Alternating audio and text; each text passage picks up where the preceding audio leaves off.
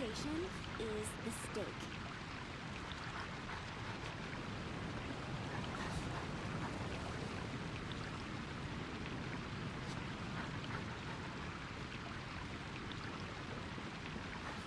The neighboring nation of Liyue has the most prosperous commercial port in all of Tibet. Water comes in many flavors to the discerning palate. Mondstadt's water is crisp and pure, while water from Liyue has an enduring aftertaste. In Inazuma, the water possesses a depth flavor unlike any other.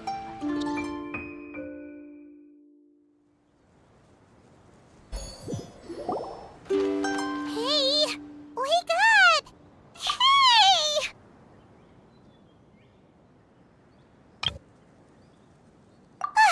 You're finally awake. Paimon was worried sick. No idea. Paimon just woke up and then we were here. Oh, Paimon's head is all dizzy.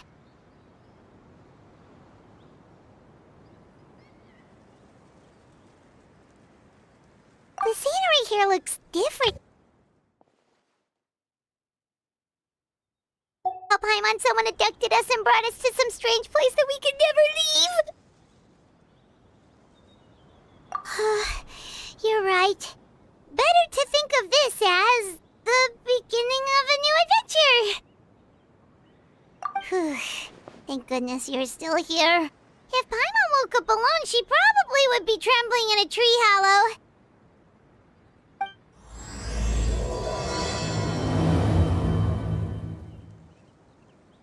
Let's follow this path for now. We might be able to meet someone and figure out what this place is all about.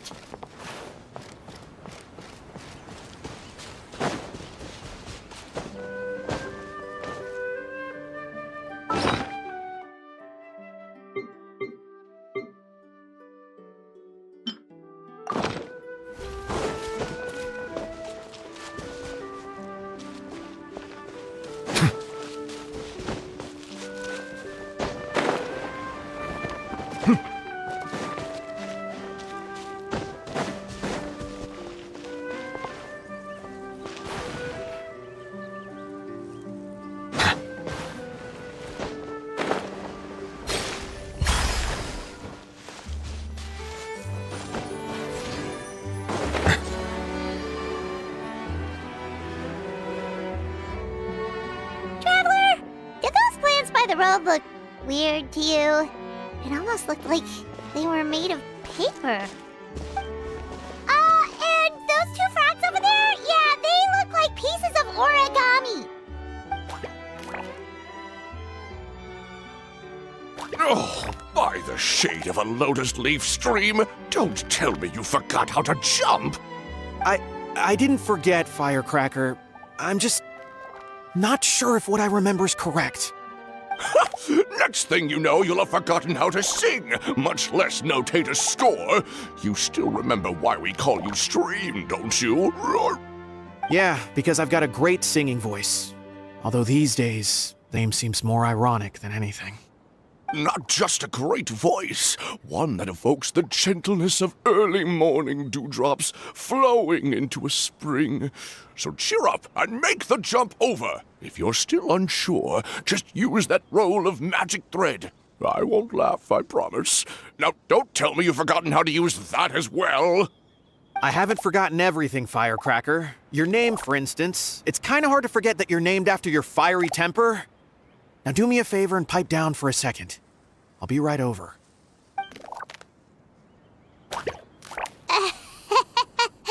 You saw that too, right? Paimon's not seeing things, is she? This place is getting more confusing by the second. Anyway, why don't we go after those two frogs? They didn't look evil or anything. Plus, they might be able to help us out.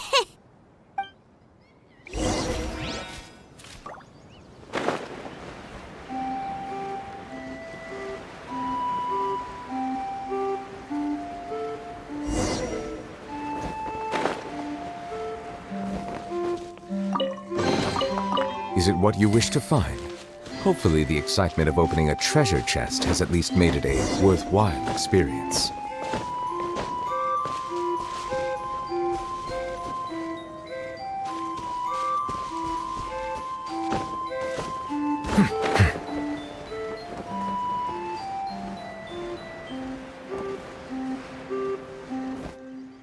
Guess we're not catching up to those frogs.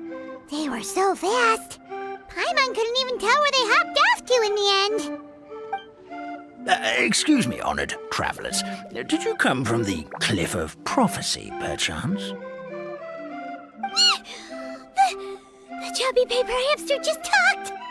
Chubby? Who are you calling chubby? I've just got a slightly thicker layer of paper on me, that's all. Allow me to introduce myself. My name is Armand, and I'm an elder of the Forest of Blessings. I've been waiting here for the hero of prophecy to arrive. Traveler, could you pinch Paimon just to make sure she's not still dreaming? Pinching, you say? Well, I can help with that. Although you'll have to get a little closer. My arms are rather short. That's all right. We just need a minute to collect ourselves. Okay, let's think things through.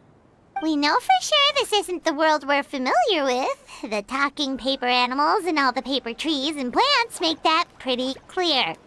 The hero from another world, supported by their companions, shall restore peace to the world. That is what the prophecy says. Dearie me, I completely forgot to introduce you to this world, didn't I? And here I am, getting all excited by the arrival of the hero. You'll have to excuse me. This old brain isn't what it once was, all shell and no nut.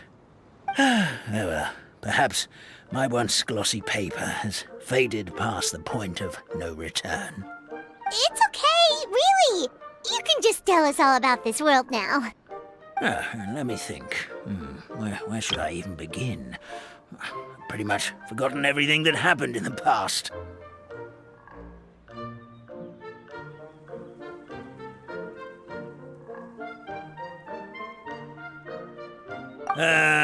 Right. I believe the story circulating along the pulp of this forest goes as follows. A long, long time ago, 3 goddesses created this world and named it Simulanka. The goddess of creation, who presides over matter and magic, created the mountains and rivers and gave us life. Her powers also paved the way for Simulanka to exist in numerous worlds. After the goddess of creation came the goddess of prophecy, with dominion over the stars and the course of fate itself. She induced the sky to spin and the earth to move. Even to this day, her statue still stands tall at the highest point of Constellation Metropole. The final goddess was the goddess of fate, she who reigns over all treasured tales and dearest wishes. She bestowed upon us the fierce and everlasting feelings of love and hate, and showed us the meaning of death and hope. Whoa, they all seem super impressive. Sounds like they really did a lot. Of course. All new residents of Simulanka come to the forest to thank the goddess of creation for founding this world, and travel to Constellation Metropole to witness the divinations of the goddess of prophecy's numerous oracles. After that, they make their way to the end of the world and tell the goddess of fate about their most cherished dreams. Well, at least that's how it used to be. How it used to be? Did something bad happen? Oh, yeah. That has to do with the hero you're waiting for, right? Yes, this old brain of mine may have forgotten many things, but I will never forget the day the evil dragon descended upon our forest. It came down from the skies in an ominous black mist and ravaged our homeland, Its gigantic footprints can still be seen in the kingdom of breezes and bells. We're incredibly fortunate that no one was hurt. Sounds terrifying. The terror doesn't stop there, I'm afraid. Ever since the attack, the Calligraphy Tavern in the forest has been closed. No one knows why, but it's a catastrophe of the highest order for us, forest dwellers. A catastrophe of the highest order? All because a tavern closed? If we were talking about Mondstadt here, Paimon might understand, but is it really all that serious? Good goddess of creation above, we'd take even the greatest flood over the closure of the tavern. Wet paper will dry out with time. Fallen trees can be restored. But the Calligraphy Tavern is the only source of the magic tonic that sustains all creatures in the forest. Magic what? Magic tonic. It was gifted to the forest by the goddess of creation herself. A special potion that helps us maintain our vitality. Well, our bodies will gradually crumple and become brittle until they eventually disintegrate entirely. Our colors will fade and we'll start to lose our memory until we can't even remember our own names. But wait, Grandpa Almond, does that mean you've already... Oh, I'm afraid so. The color has all but completely faded from my paper. To be honest, all I really remember is that I'm supposed to wait here for the hero of prophecy. But I've already forgotten who gave me that order to begin with. Then we've got to act fast! How can we help? Oh, brave Pixie. May the goddess of fate reward you and your friend for your kindness. Could it be you're the heroes I've been waiting for all along? Not sure how we know that. Plus, we can't even remember how we got here, so it's not looking too promising. Well, this is turning out to be quite the conundrum for old Almond Brain here. The prophecy never mentioned anything like that. For now, why don't you come with me to the Hut of Blessings? Our forest fairy lives there. Maybe she'll know what to do. Whoa, a forest fairy? Like one that knows magic? Oh, you betcha. She's prophesized to join the hero on their journey. Well, then she sounds like exactly the kind of person we need. Please lead the way, Grandpa Almond.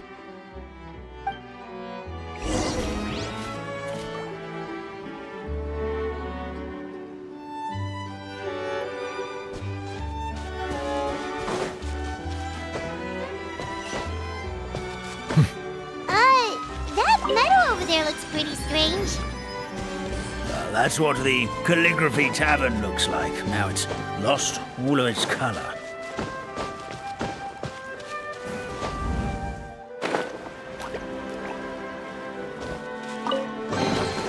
Abandoned property belongs to whoever finds it first, so it's legally yours now.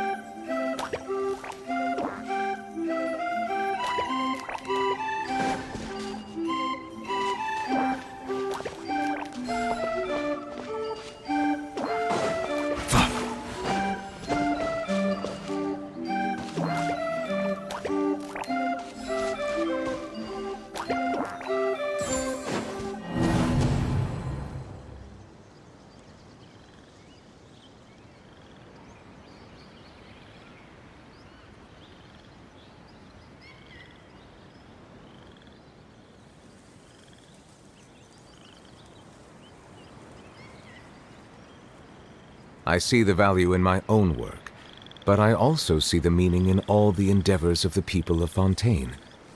I believe I will continue to take pride in fulfilling my duties.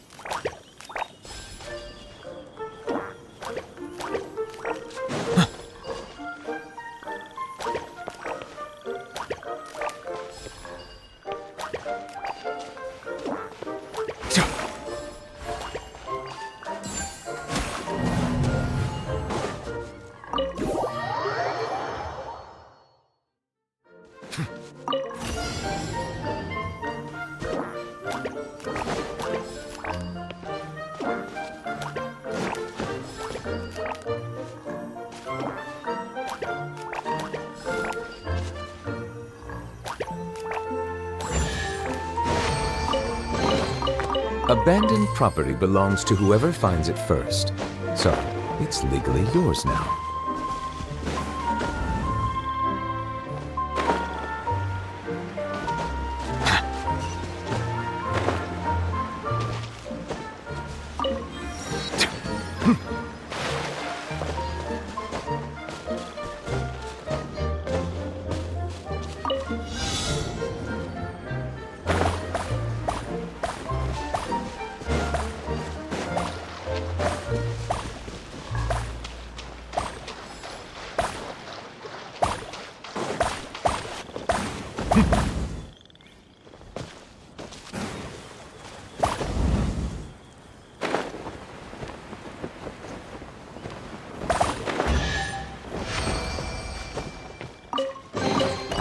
Is it what you wish to find? Hopefully the excitement of opening a treasure chest has at least made it a worthwhile experience.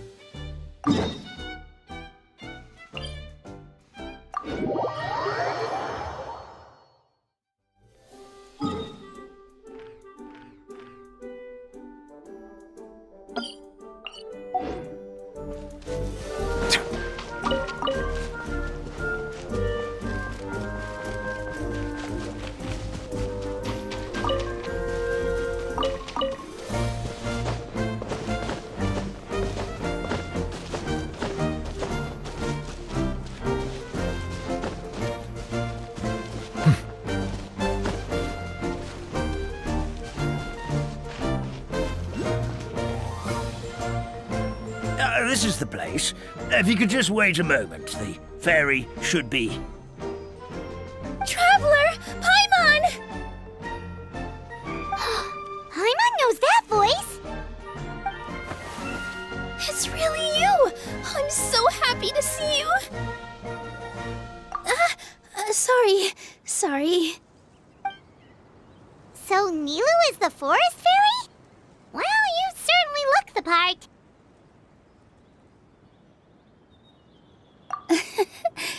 Thank you. To be honest, I'm still getting used to it. It's the weirdest thing. I remember I was reading a book at the Grand Bazaar, and then I guess I must have fallen asleep at some point because, well, then I woke up dressed like this. And in my dream, someone spoke to me. They said, "You are the fairy of the Forest of Blessings. Now go, save the forest with your magic." At first, I thought this whole world was just part of the dream, but no matter how hard I tried, I couldn't seem to wake up. I couldn't find anyone I knew from the real world either. Sounds similar to what happened with us. We also have no idea how we got here. Anyway, sorry for my reaction back there. I got a bit too excited when I saw you two. It's okay, we totally understand. We were looking for a way out, too. At least we know we're not alone. Oh, blessed be the goddess of fate above. You're already friends with the fairy of the forest. Grandpa Almond, thank you so much for bringing my friends here. Could you let the others know I'm coming? I'll head over right away. Of course, leave it to me. Hey-ho, pistachio. Today truly is a blessed day.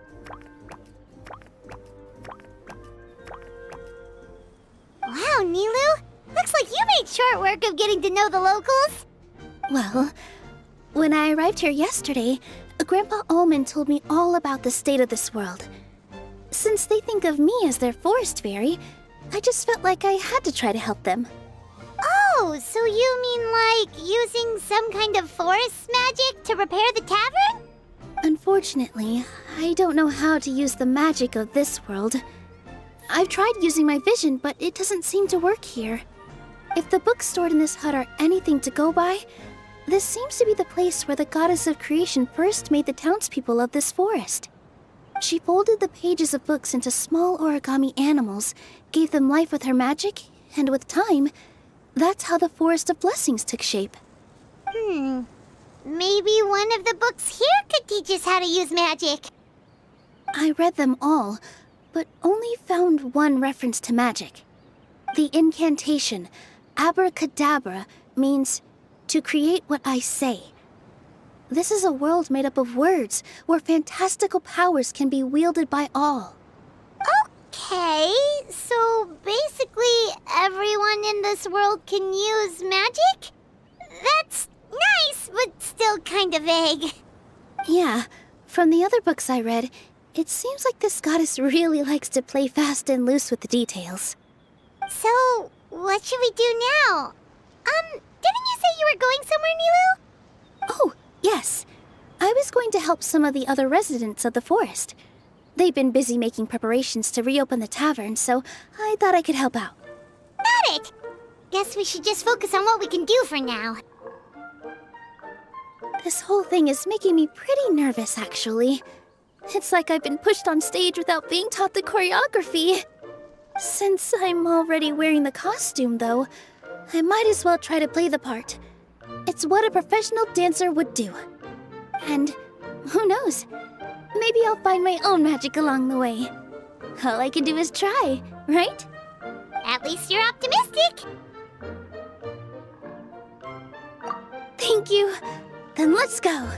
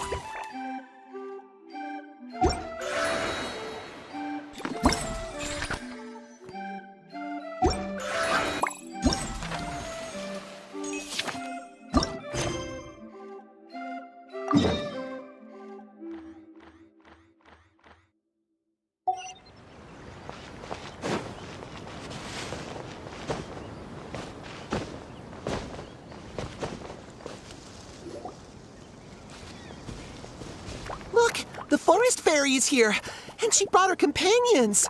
Grandpa Almond was right. They do look promising. Hello there, everyone. I heard you were working on the piping for the Calligraphy Tavern. Is there anything we can do to help? Oh, we wouldn't dream of troubling you with our petty problems, my lady. Don't you worry. We have it all under control. You sure about that? Because from where Paimon's floating, the piping is looking pretty chaotic. Yes. We have my careless friend to thank for that. He promised we could leave the pipe connecting to him, and, well, the results speak for themselves. Hey, I just wanted to inspect each pipe. This is the network the magic tonic has to flow through. I was just trying to be thorough, so I disassembled the whole thing. Yeah, and now you've forgotten how to put the thing back together. Have you been eating too many nuts again? 'Cause you are what you eat. Please don't fight. I know everyone wants the tavern to reopen as soon as possible so that the forest can return to normal. So, why don't you let us help out? Yeah, we're here anyway, so we might as well be helpful. We just need to reassemble these pipes, right? Well, if you're offering... Basically, the pipes need to be connected properly to allow the magic tonic to flow through. If you put the wrong pipe in the wrong place, the tonic will get stuck halfway. Attention to detail is key.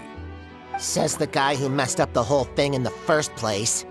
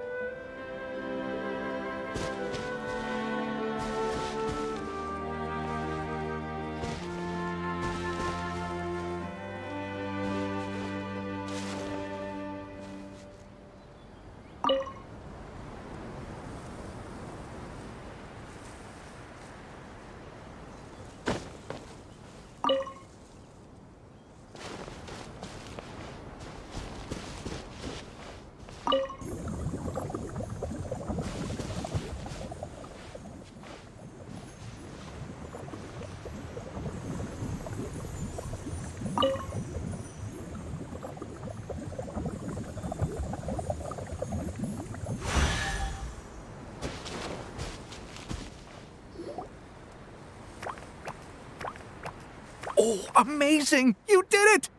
Now the tonic will flow into everyone's cups without getting stuck, right? Oh, gotta say though, Paimon is starting to get pretty curious about this. It's not greed, it's curiosity! Well, if it's really just one sip, I guess that would be fine. Just be careful.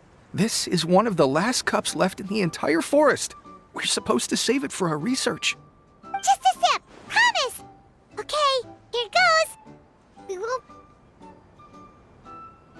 What was that?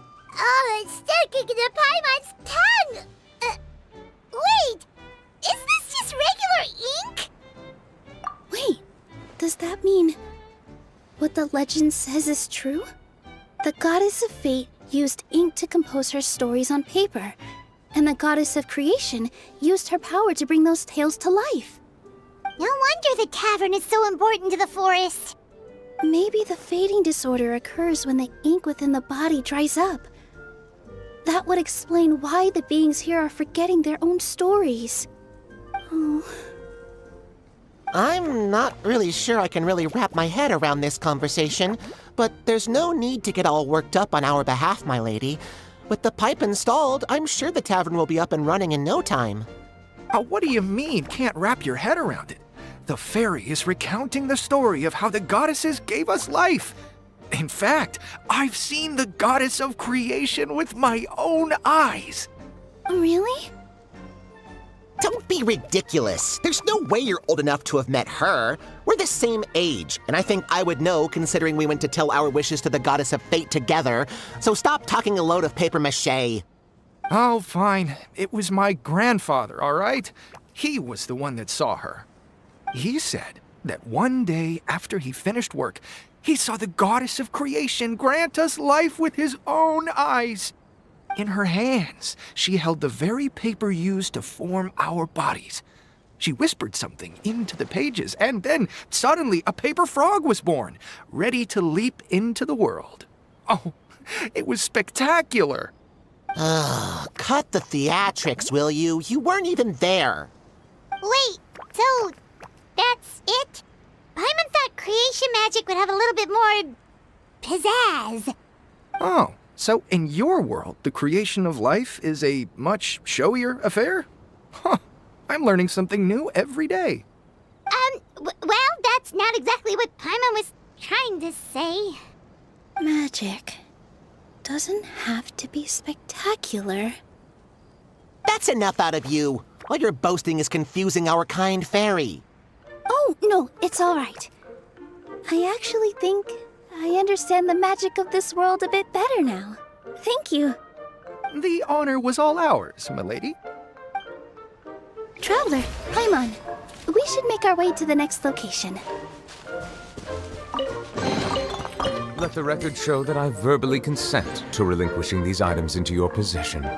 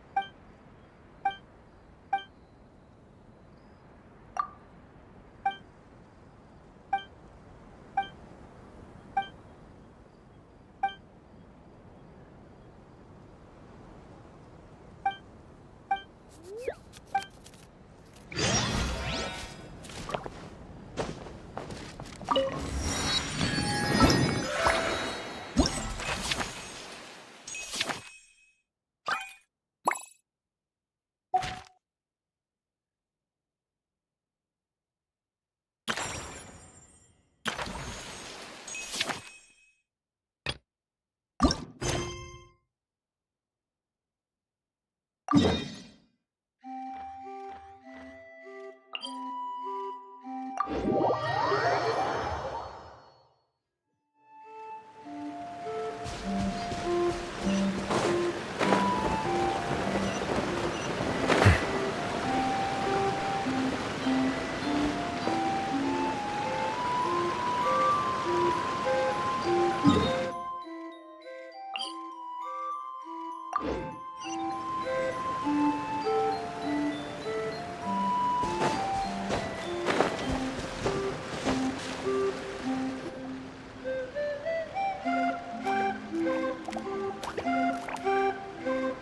Stream!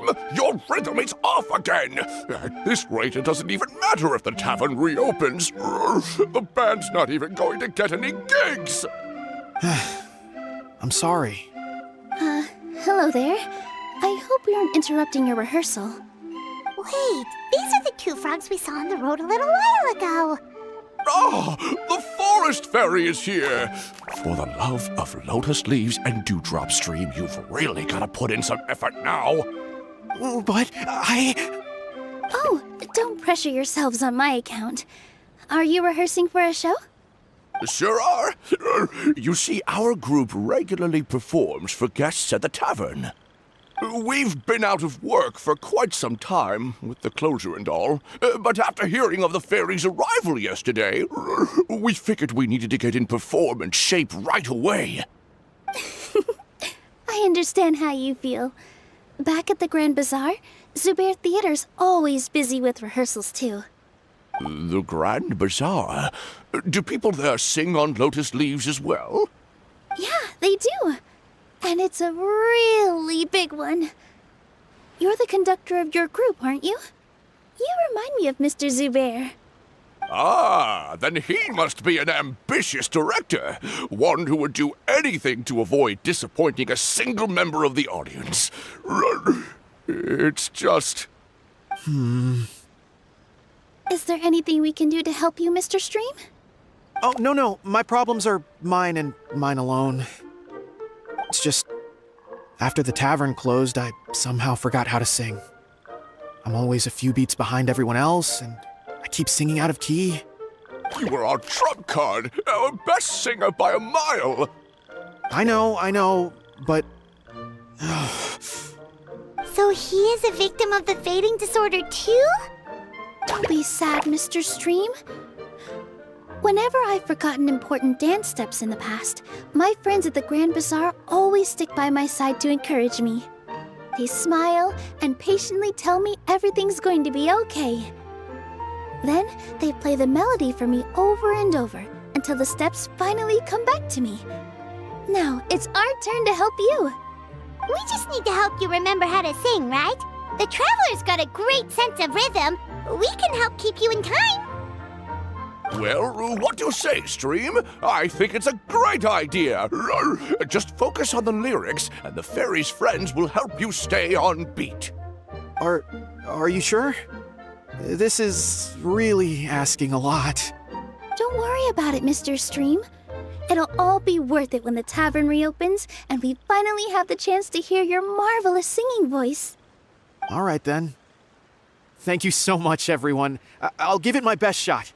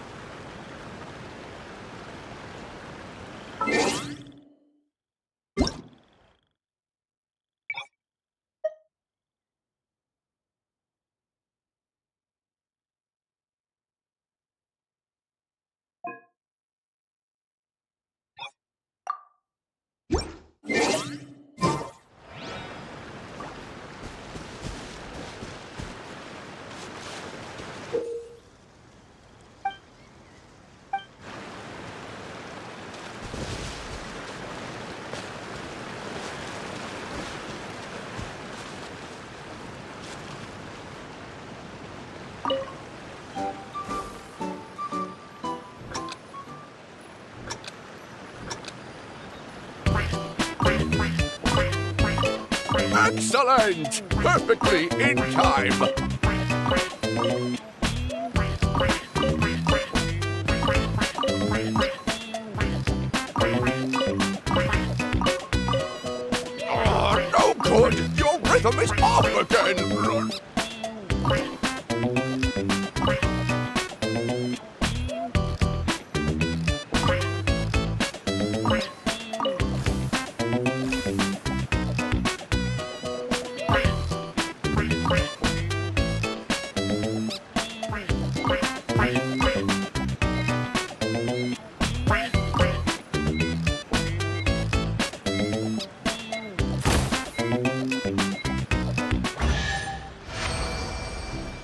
feel like I'm getting the hang of it again. Goddess rehearsed. Thank you, everyone. Thanks to you, my voice is once again as clear as a flowing stream. Glad to hear that you're feeling better, Mr. Stream. It's also about time for us to go to our next destination. We'll be looking forward to your performance at the tavern. We've got one final stop. Let's go.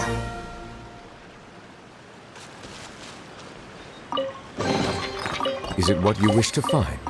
Hopefully the excitement of opening a treasure chest has at least made it a worthwhile experience.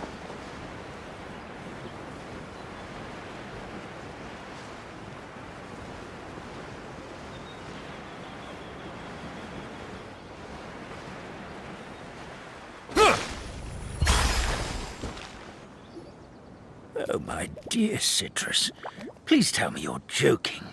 We can't have you out of commission with the tavern about to reopen. I'm sorry, Grandpa Almond. It's the truth. I was just too excited for the reopening and must have fallen asleep in an awkward position. Grandpa Almond, we're here to help. Oh, hazelnuts on high. You could not have come at a better time. Please allow me to introduce you. This is the bartender of the Calligraphy Tavern. Miss Citrus is supposed to add all kinds of delicious fruits to the magic tonic. Her additions are what turn it into the finest brew in the land. She's indispensable to the operation of the tavern. I appreciate the kind words, Grandpa Almond, but... my neck. Are you all right? Terrible timing. Getting a kink in my neck at a time like this? Could you give my tail a little twist? That should help free up the movement in my neck. I would do it myself, but I can't reach my own, and Grandpa Almond is too old and as light as a feather. The neck and tail are connected? Of course they're connected. Just like how you can't have a rainbow without rain. Anyway, you just need to position me at the right height to pick the fruits, and then put them in the barrel over there.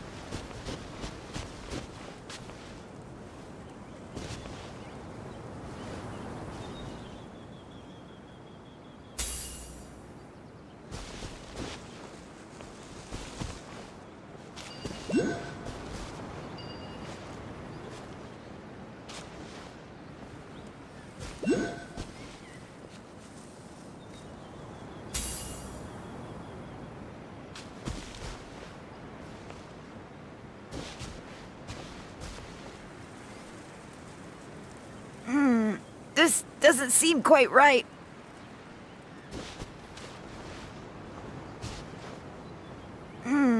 This doesn't seem quite right.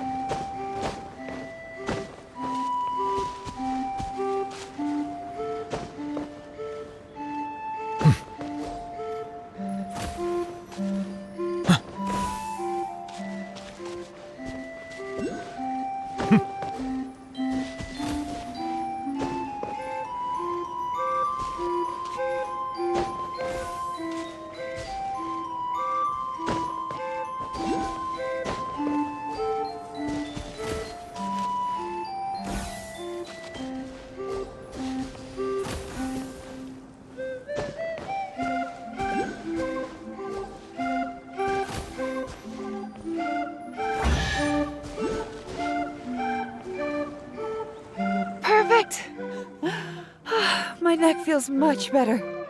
So there really is some kind of connection between your neck and tail. Thank you so much, everyone.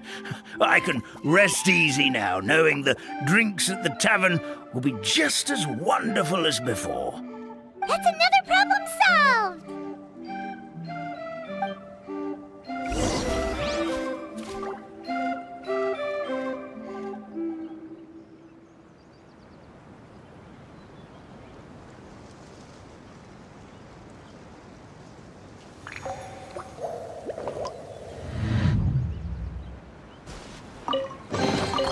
Is it what you wish to find?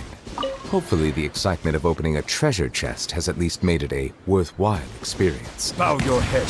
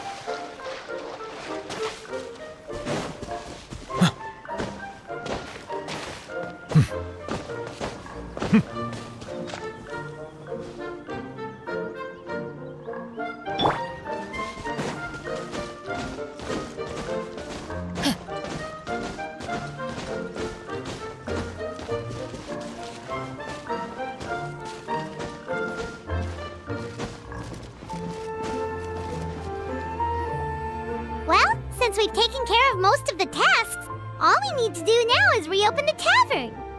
But we still don't know how to use the magic of this world. We don't even know why the tavern closed in the first place.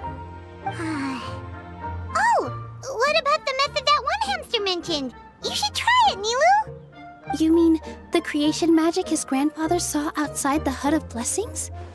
I wonder.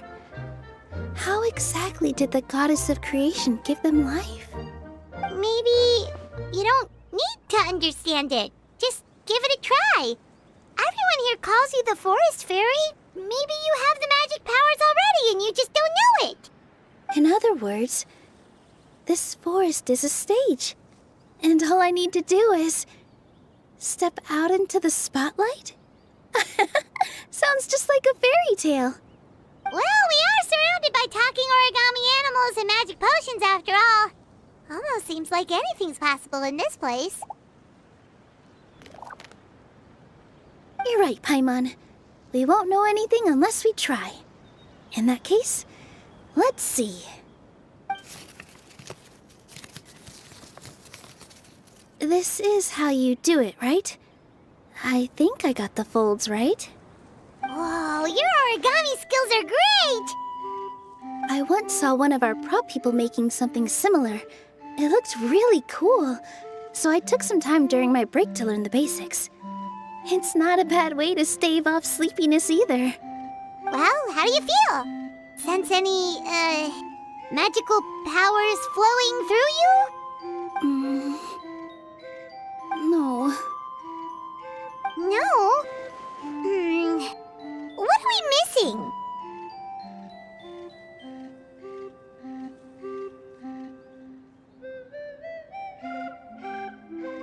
Magic words?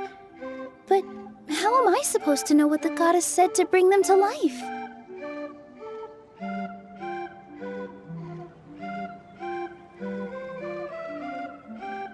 Oh, good point! You're the Forest Fairy, Nilu! What do you want to say to the new resident of your domain?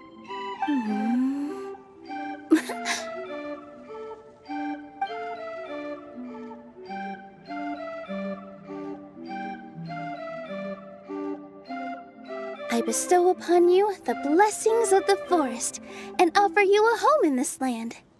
Your name shall be Harisara. May you bloom in this world as beautifully as the flower I love.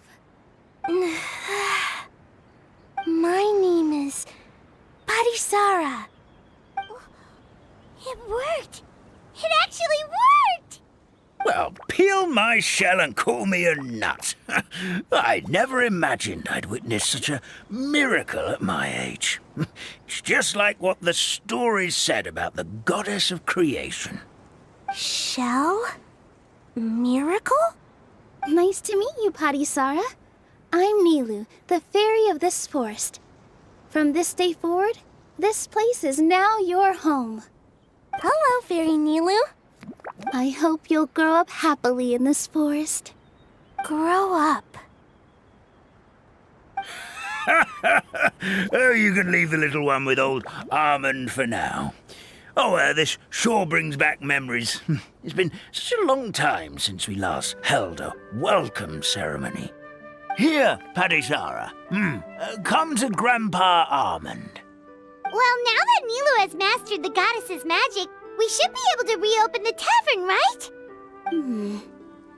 Grandpa Almond, could you send a few people to check the underground space beneath the tavern? Oh, of course. May I ask why? The moment I used magic, I sensed something strange down there. I have a feeling it's connected to why the tavern had to close down. Of course, we'll look into it right away. Make sure you listen to Grandpa Almond, Potty Sara. Don't go running off on your own. Potty Sara. Listen. Running! Hey, come back here, you! Wait! Yep, that's Nilu's creation, all right. She's got so much energy. Anyway, how did you manage it, Nilu? Well, all I did was say my wishes for her out loud. Maybe the magic is in the words themselves, just like the book said. This place is seeming more like a fairy tale by the second. I mean, or somewhere called the Forest of Blessings, so it kind of makes sense. Well, anyway, Paimon thinks this magic suits you perfectly, Nilu.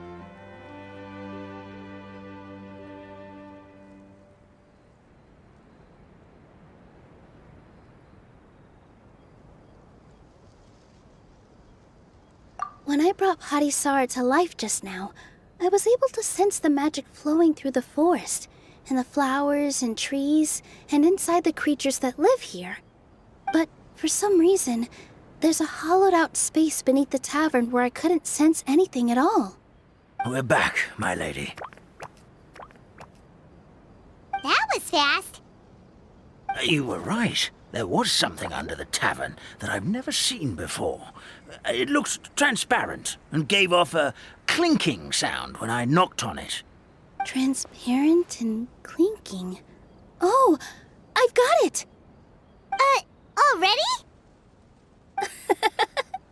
You've got to use fairy tale logic, Paimon.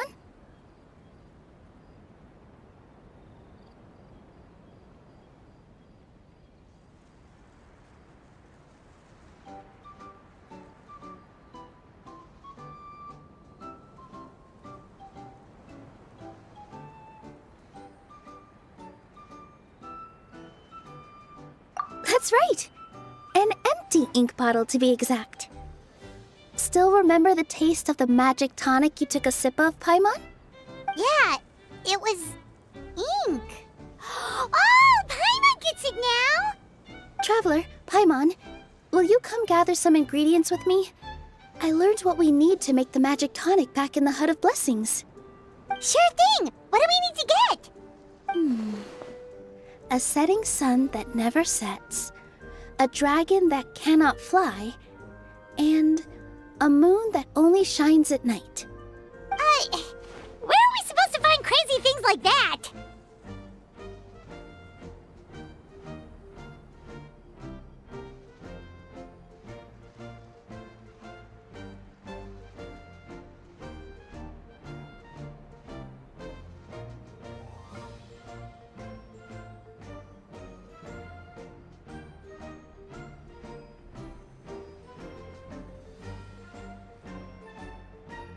What? How did you get that so fast? Logic, huh? Lucky guess, more like.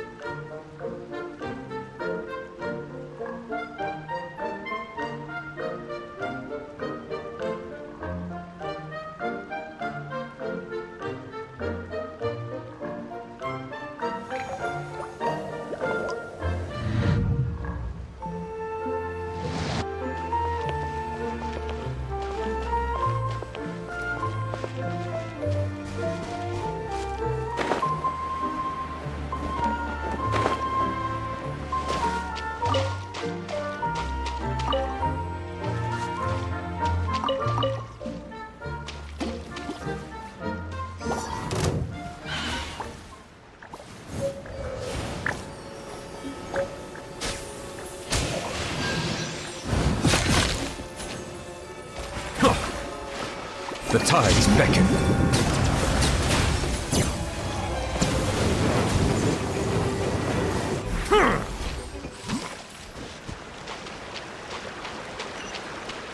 That should be everything, right?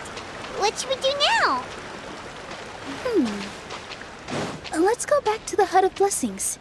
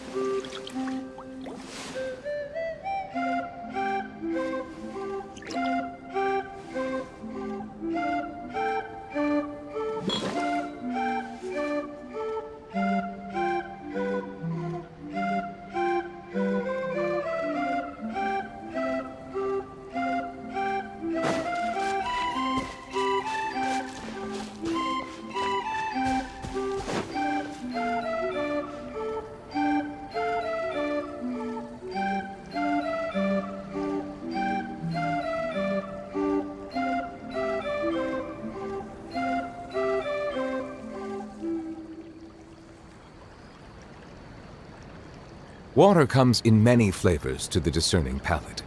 Mondstadt's water is crisp and pure, while water from Liyue has an enduring aftertaste. In Inazuma, the water possesses a depth of flavor unlike any other. Sumeru's water, meanwhile, has a rich and complex flavor profile, but it must be savored patiently to fully appreciate it.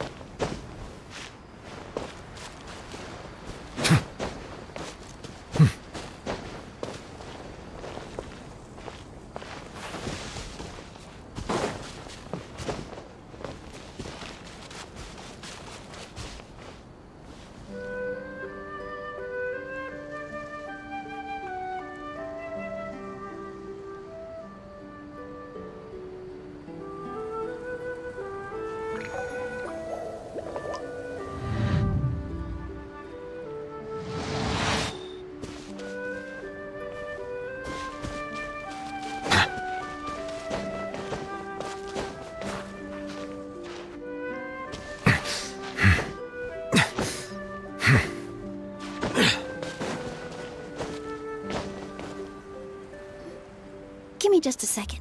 I'm gonna go fetch an ink bottle from the other room. Paimon doesn't get it. All the ingredients are super tasty, but somehow the final product turns into ink. Well, anyway, Paimon's not going anywhere near this stuff this time. Not even if you bribed her. Sorry to keep you waiting. Let's see. According to the book, first you do this, then this, and then... It's done!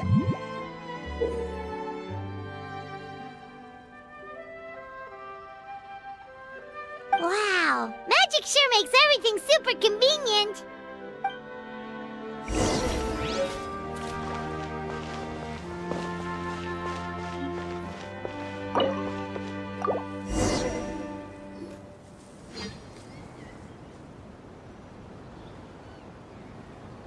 Yes, this is it. This is exactly the magic tonic we need. Grandpa Almond, could you take the concoction to the room underneath the tavern and place it next to the transparent bottle you found? I'll handle the rest. Of course. As you command, so it shall be done. I still get nervous at times like this. It's just like... Thanks, you two. I can't tell you how great it is to have you by my side. Almost makes me feel like I've been blessed by the goddess of fate, too. Let's go. We shouldn't keep everyone waiting.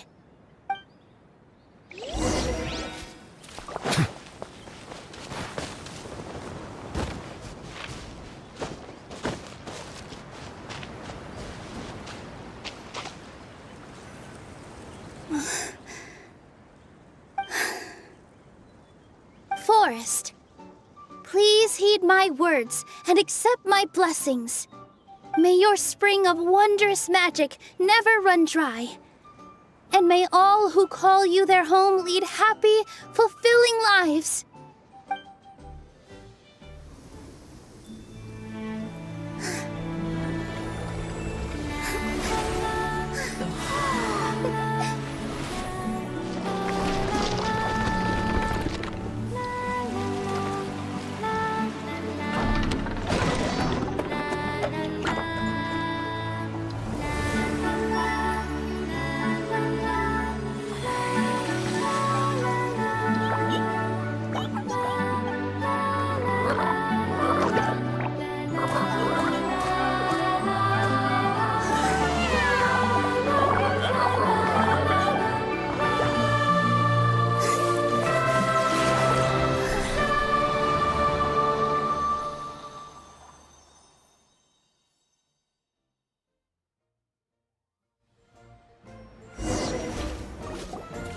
Fairy Nilu is amazing!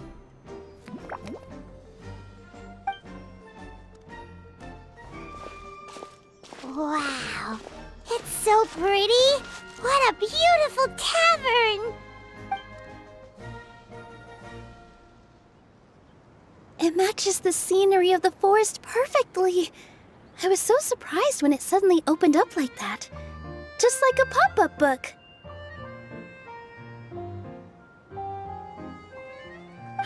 I remember now. I remember everything. It was me. I was the one who went to the top of Constellation Metropole and witnessed the goddess's prophecy. The hero who shall save this world will descend upon the cliff of prophecy. The hero, supported by their companions, shall restore peace to this world. So the prophecy really did have all the answers. You just forgot the first half. That's why I was waiting near the cliff of prophecy.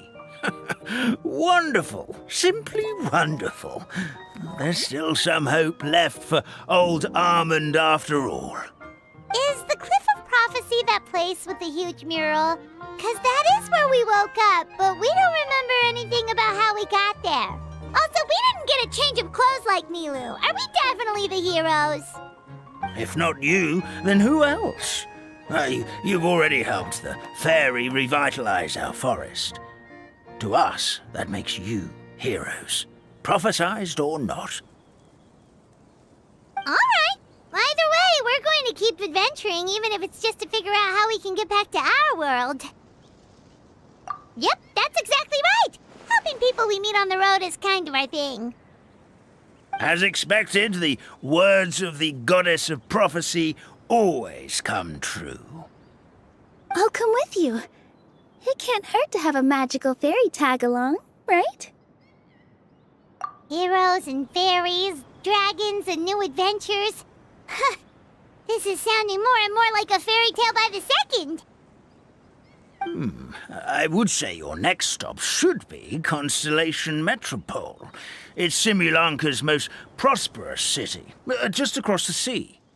Once you've arrived at the Astral Garden at the highest point in the city, maybe you can try seeking divine counsel from the goddess of prophecy herself. Are you leaving, Fairy Nilu? I'm afraid so. there are still other people who need my help. I won't go far, though, and I'll come back to visit the minute I have time to spare. So be a good girl, Patty Sarah, and help out Grandpa Almond whenever you can, all right? Mm-hmm. Got it. Patty Sarah will wait here for you. That's a good girl, Paddy Sarah. I almost forgot. If Constellation Metropole is where you're heading, you'll need to take the Maritime Express. I'll head to the station first thing tomorrow morning and wake up that lazy station master for you. Why don't you take a break for the rest of the day? You should savor the beautiful scenery of the forest before you go. Sounds great! Paimon definitely feels tired after being on the go for so long. There's a spot in the tavern with Paimon's name on it. Oh, sounds like someone's ready to order. Oh, well, if you're offering, Paimon will take a glass of Buell fruit tonic. But hold the tonic.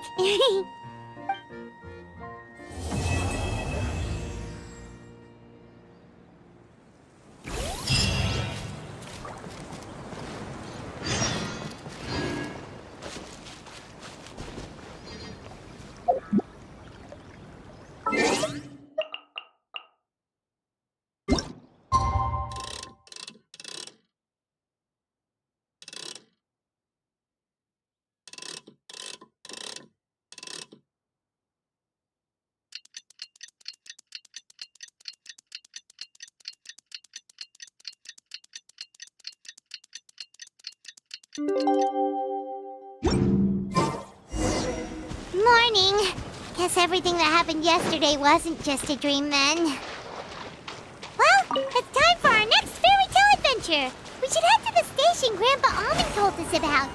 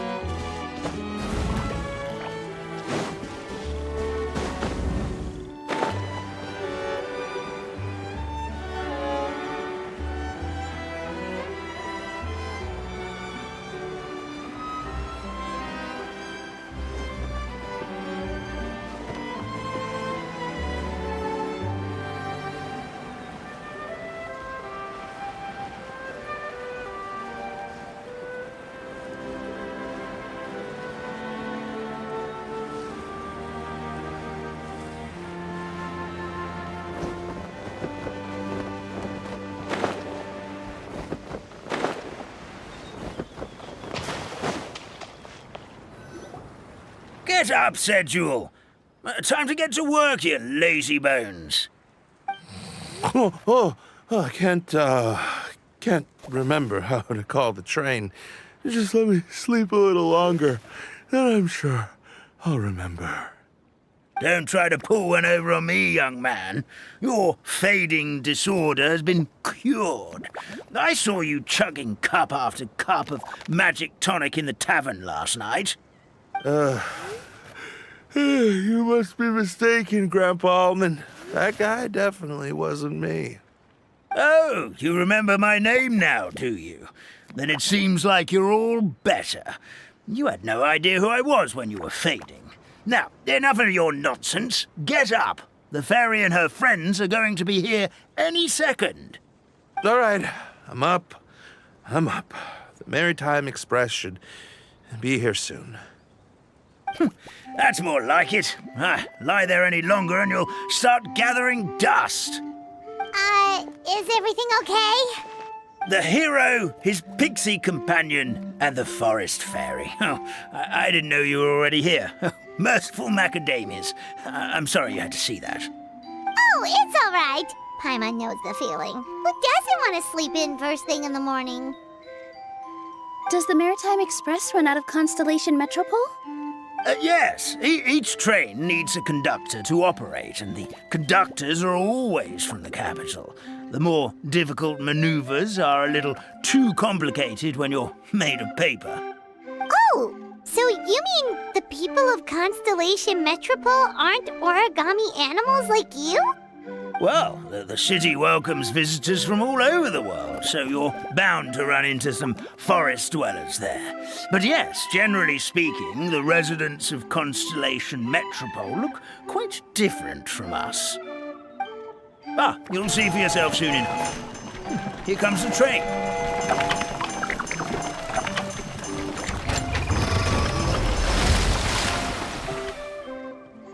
Pleasure to meet you, everyone. My name is Will, and I'll be the conductor for your journey today. I'm assuming you're the ones who called the train? Whoa, it's a little toy man! Yes, we called the train. The hero and the forest fairy need a ride to Constellation Metropole. The hero and the forest fairy, the ones from the prophecy. Oh, why didn't you say so earlier? We could have prepared a far more luxurious train. I'll just go back and get a better one. That's okay, Mr. Wheel. We're trying to get to the city as fast as possible. We just need you to get us across the sea. In your capable hands, I'm sure we'll get there in no time. Of course, my lady. It would be an honor. Well then, all aboard, sit anywhere you like. We'll get a stunning view of Simulanka no matter where you're seated.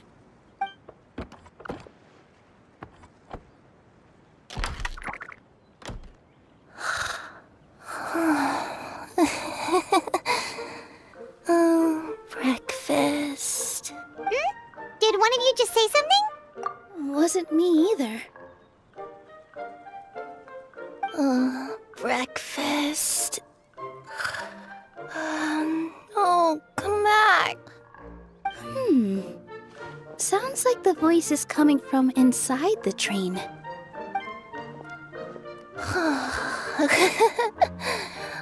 Fish. Chicken drumsticks. Oh, gotcha. What's Kirara doing here?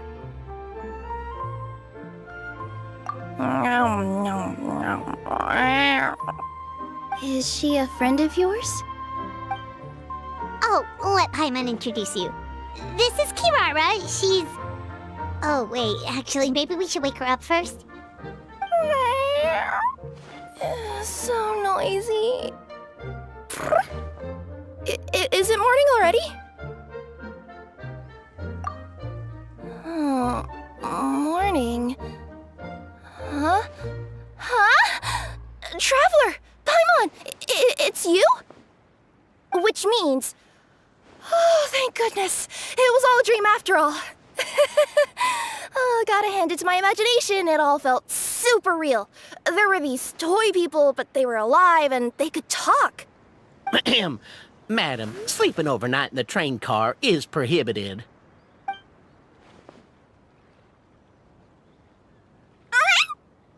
It wasn't just a dream? It's all right, Kirara. Apparently we're in a world called Simulanka. We got here yesterday, too. Simulanka? So, that's what it's called. I spent all day yesterday wandering around this one city. The toy people called it Constellation Metropole. I was trying to find a way to get back home. I was seriously starting to think I'd gotten on the bad side of some great yokai and gotten swallowed whole. I take it you're Inazuman then, Miss Kirara? She sure is. But, Kirara here is kinda special. Let Paimon introduce you for real this time. Kirara is a Nekomata from Inazuma. She works as a courier for Komanie Express. Nice to meet you. I'm Nilu, a member of Zubair Theater. You can usually find us performing in Sumeru City's Grand Bazaar. Right now, though, I suppose I should introduce myself as the Fairy of the Forest of Blessings. Oh, you're Nilu! I've heard a lot about you from my deliveries in Sumeru. I even saw one of your performances back in the day. You're an amazing dancer. But, did you say you were a forest fairy?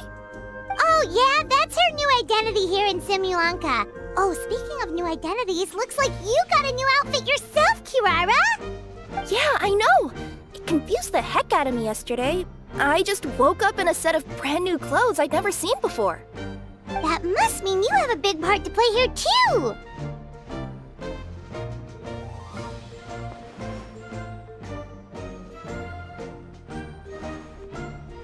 I think Miss Lynette would be better suited to that role, being a magician and all. Did you by any chance hear a voice speaking to you before you got here, Miss Kirara? A voice...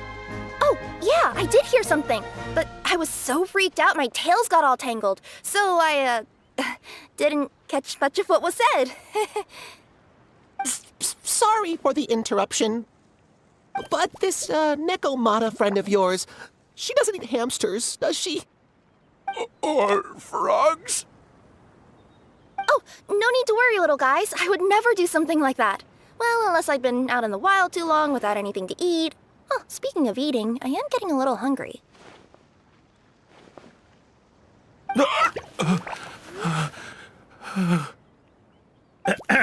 Where are your manners, everyone? This young lady is a trusted friend of our esteemed hero. Now, I know a fear of felines is etched into us with ink, but I'm certain Miss Nekomata in boots here means us no harm. Sure looks like you're keeping your distance, though, Grandpa Almond. You will have nothing to fear, I promise.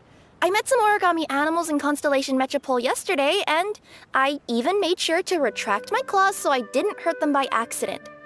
Plus, you all look just about as tasty as the cardboard boxes I deliver. Not that I'd try to eat you even if you did look tasty. Promise. Please excuse us, Mom. It's just an unconscious reaction. Dear passengers, it's almost time for us to depart. Oh, yeah, that. Whoops. This turned into a pretty long conversation, didn't it? All right, let's get on the train. You coming with us, Kirara? Mm-hmm. I'll ride with you to the next stop. There's a place near the Metropole that caught my eye yesterday, so I want to go explore it today. Then all that remains for me to say is, on behalf of the Forest of Blessings, thank you once again for all you've done for us. May the Goddess of Fate be with you and bless your journey.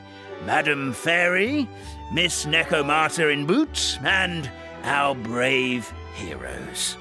Please do visit us in the Forest of Blessings again, once peace has returned to this land.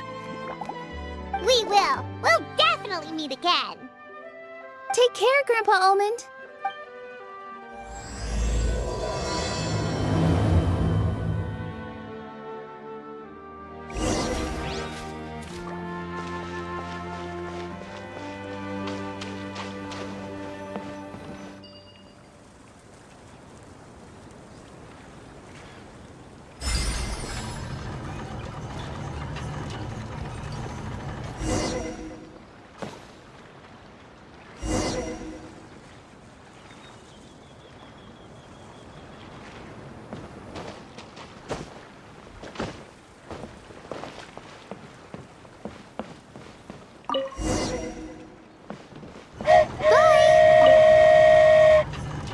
Have a safe trip! Wow, a train ride over the sea? What an incredible view! Please keep your head and arms inside the train at all times. We don't want anyone falling into the sea.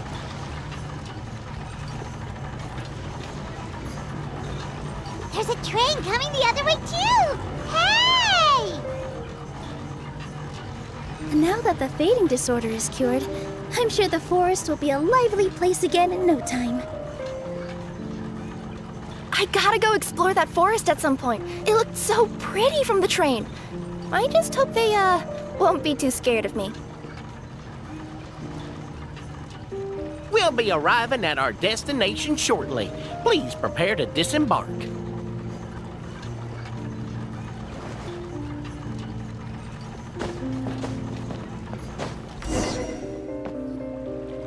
Here we are! Constellation Metropole is right over there. It's a short walk from here to the Gear Sky Ladder, which will take you right to Metropole Square. And thank you again for choosing Maritime Express.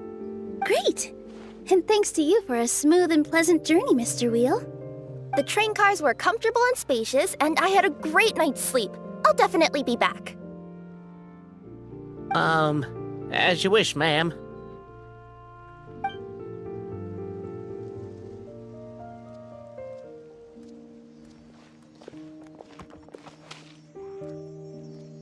Where should we go next? Is that place you wanted to check out nearby? Mm-hmm. I took a walk around yesterday, and it felt like there was something weird about it. So, I think I'll indulge my curiosity and go investigate. Want us to come with you?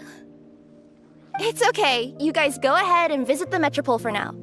Hopefully, that's where you'll be able to find out some more about this world. I pretty much explored the whole place from the rooftops yesterday, but for some reason, this is the place that caught my attention. You know what I mean, right? Like, when you get a stone stuck in your claw or something, it keeps nagging at you to dig it out, but you can't focus on anything else until you do. Don't worry, if you run into any trouble, I'll be there faster than you can say gold-level courier of the Comania Express. Okay, fair enough. We'll head to the Metropole then. Guess this is where we say bye for now. Mm-hmm. Don't worry about me. Let's not forget, I'm a yokai.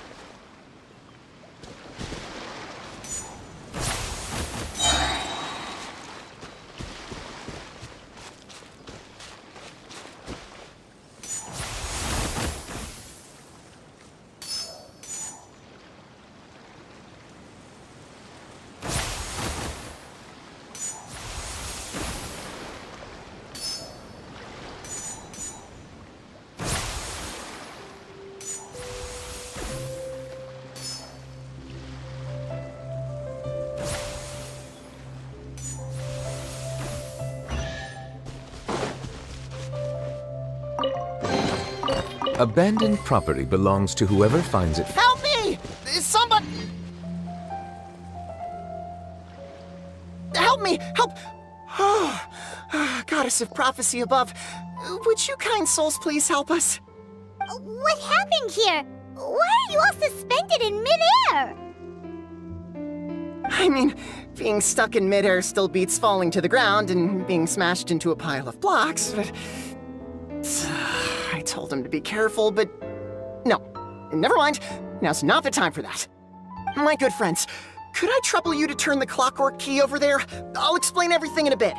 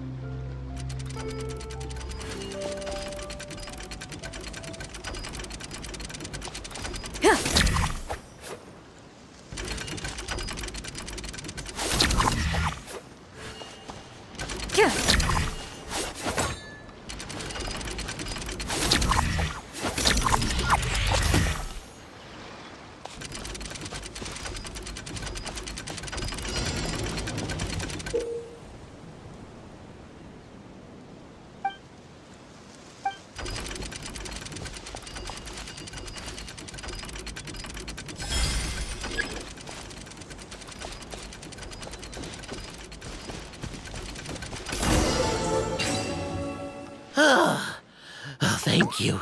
Oh, thank you. What happened there? It almost seemed like we turned back time. I take it this is your first time witnessing the power of the Goddess of Prophecy, then? If so, I can see why you might think that. Basically, this is a gift bestowed upon Constellation Metropole by the Goddess of Prophecy, who rules over the natural course of all things. It helps those who have deviated from their proper path to get back on track. Proper path?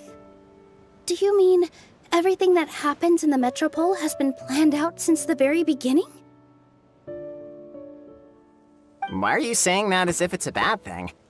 You're not explaining it clearly. Here, allow me. Of course, all the residents of the Metropole have the freedom to live their own lives. For instance, whether I use olive oil or sesame oil in my morning skincare routine is entirely my choice. But whenever something disastrous is about to happen, like when I almost got turned into a pile of rubble just now, the goddess's magic will activate in the world around us. So, in other words, it's kind of protection magic? To keep people alive? You could say that. There are other situations in which it activates too, but that's basically correct. Well, in any case, we're glad no one's hurt. Are you heading to the Constellation Metropole? Yep. Do you know where we can find the Gear Sky ladder? Oh, it's just that platform up ahead. The one with the key sticking out. That thing? Are you sure? Yep, that's the one. Pretty much everything in the Metropole runs on tracks and gears. The Goddess of Prophecy watches over it all. Which is to say, all the tracks are fixed. If a machine is set up to move forwards, it'll never move in reverse. This reminds Paimon a lot of Fontaine's clockwork toys. You mean, like those music boxes with dancing figures? I think I've seen one or two from the merchants in Sumeru. Yeah, exactly like that. Anyway, sounds like it's not gonna suddenly fall out of the sky, so Paimon's okay now. Should we get going?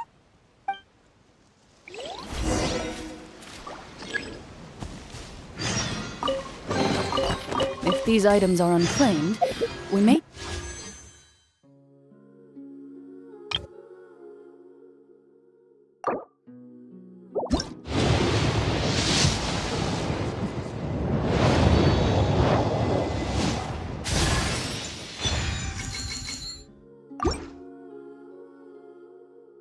take them without controversy.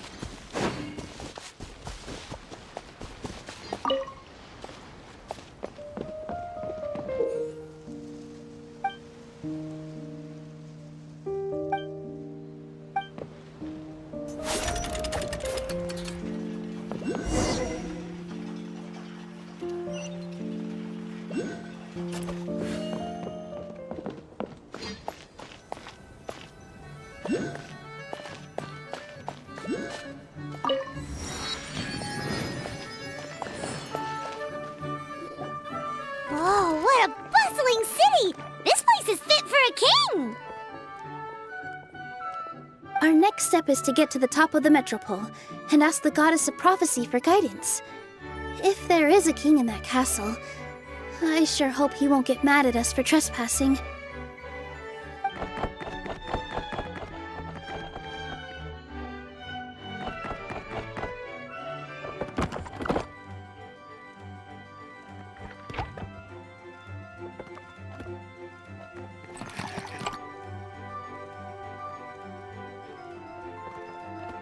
Make way for the king! Oh, darn, we jinxed it. Oh, no. Did he overhear us talking about us sneaking into his castle? Paimon hopes he's not mad. Silence! The one who shall soon stand before you is the ruler of Constellation Metropole, the one who descended after a meteor shower, and the protector of order and all the stars in the sky.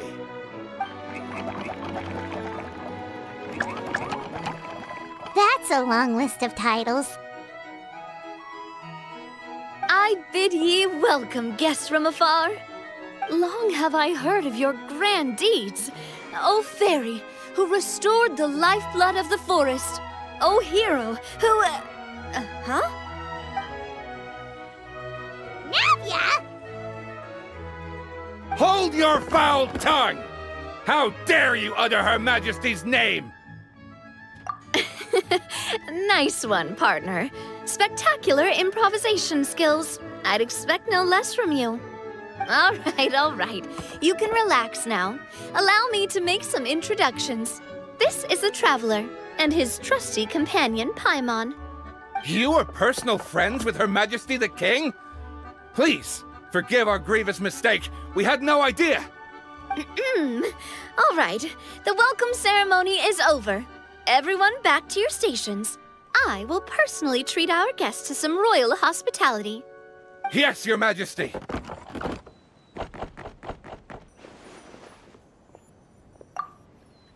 Oh, come on, I've already sent them off. So anyway, how did you guys get here? We were gonna ask you the same thing! Also, how are you already king of this nation? And where did you get a crown? Oh, wait, don't say it. You just woke up like this, right? Sounds like you've answered your own question. But before I woke up, I heard a voice say to me, "You are the king of Constellation Metropole. Now go forth and save your city." A similar thing happened to me. Oh, yeah, sorry. You must be the fairy of the Forest of Blessings, right?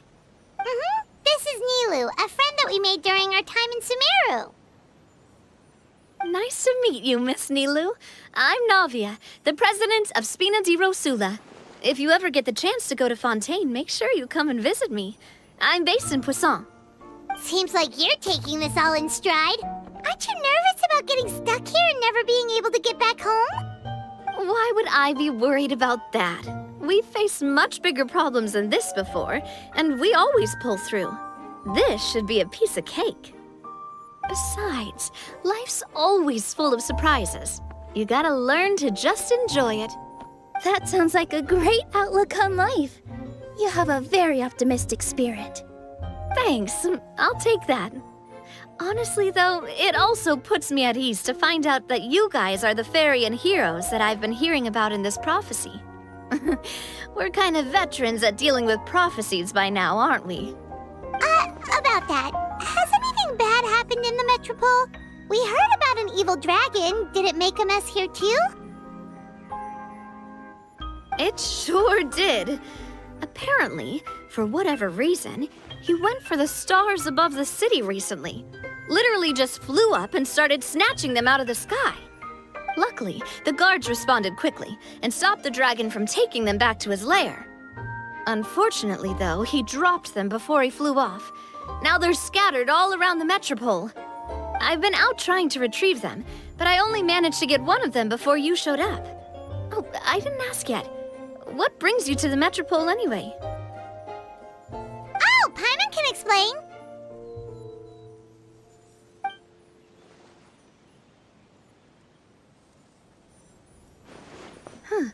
I see. So you want to consult the oracle of the goddess of prophecy? Do you know how we can do that, Miss Navia? Well, the goddess's statue is indeed at the top of the castle. I can take you up there.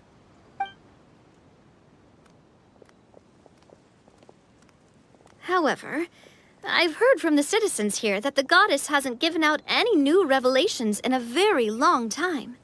Really? But Grandpa Almond told us that he received his prophecy from the goddess. Oh, that's probably because the prophecy about the hero of Simulanka has been around for a very long time. But recently, people realized that the goddess didn't reveal anything about what's supposed to happen after peace has been restored. Huh. Okay. Still, can't hurt to try your luck. And maybe you can help me get rid of the invaders while we're at it. Invaders? So the dragon's not your only problem? Right. The forest isn't the only place where strange things have been happening to the residents. Have you come across the gift from the goddess of prophecy yet? You mean the protection magic that stops them from coming to harm? We saw it in action. Yep, that's the one. Over the past little while, this magic has been triggering far more frequently. We don't know if it's simply because the metropole has grown a lot more dangerous, or if there's a deeper reason behind it. Some residents find themselves getting stuck in a place and unable to move. Others start repeating the same thing over and over again, like they're trapped in some kind of loop.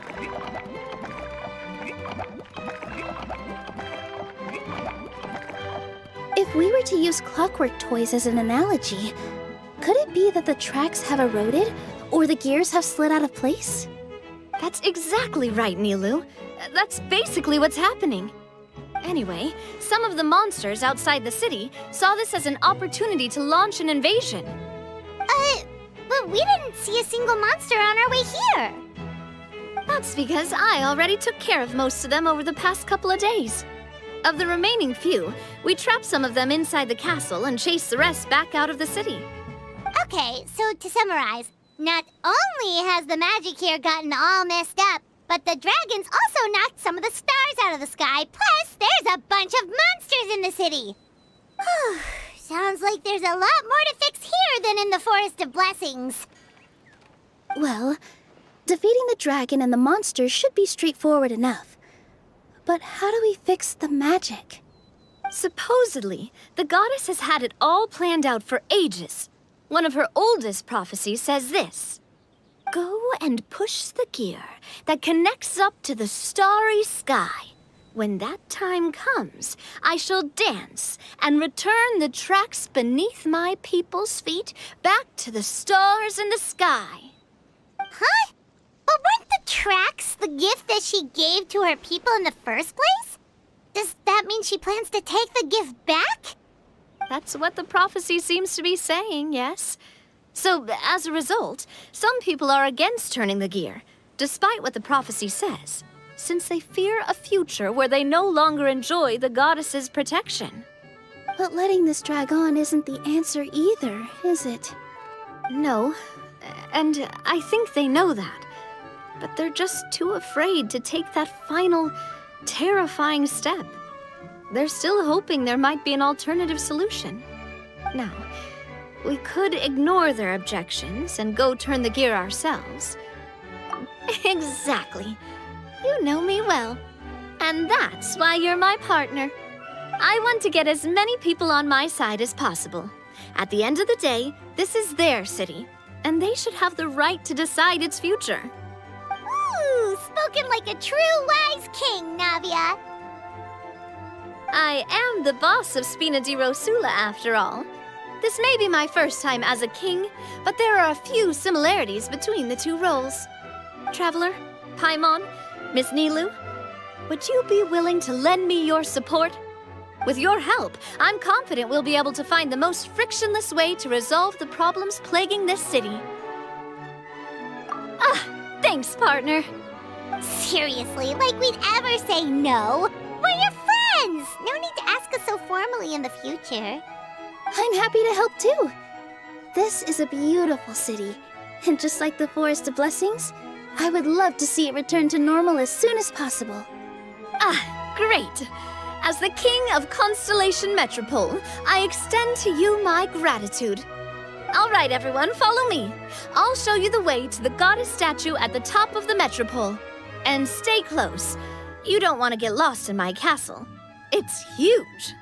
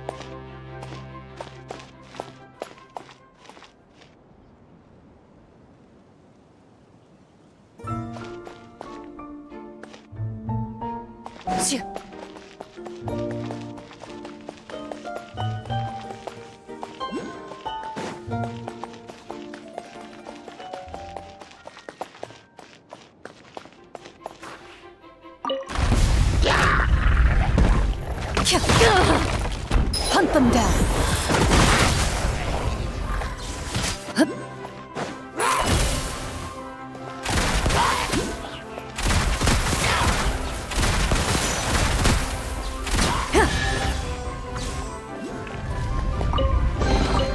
A stroke of good luck, and a very welcome one.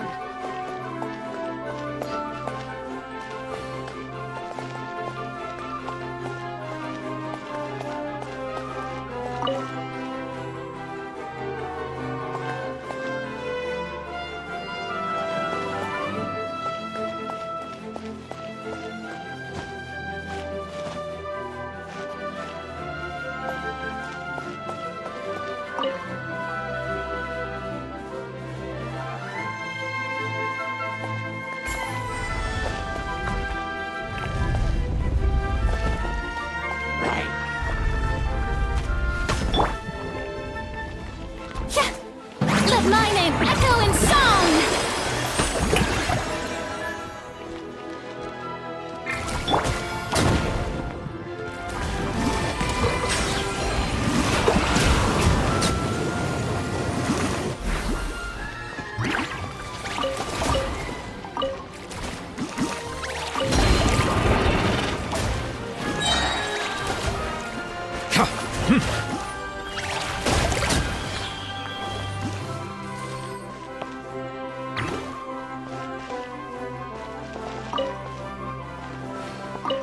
Whoa! Why is the star on top of a mechanism? Uh-oh! More monsters incoming!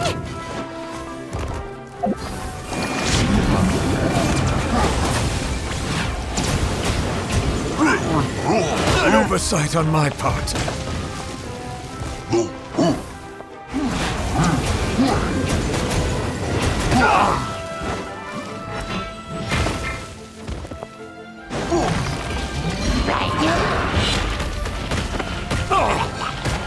Justice is blindsided.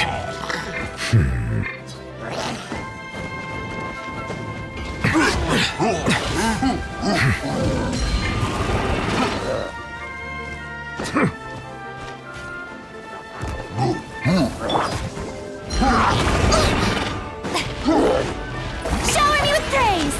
Let the world come alive! Hey! Everybody stand back!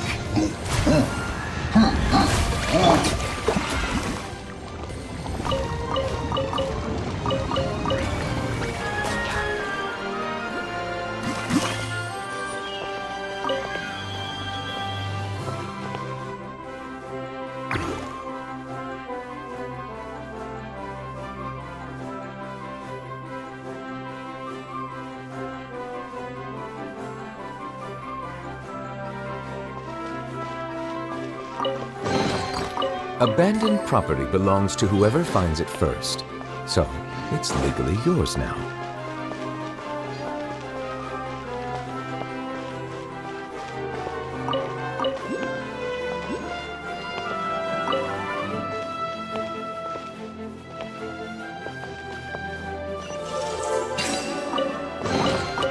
Abandoned property belongs to whoever finds it first, so it's legally yours now.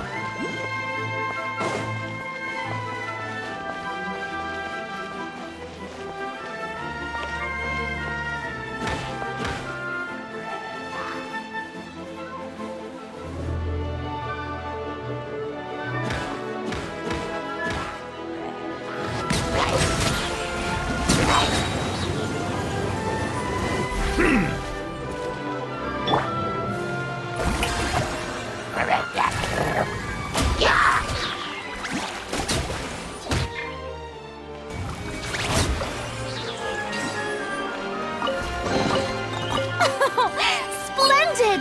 More interesting trinkets for me.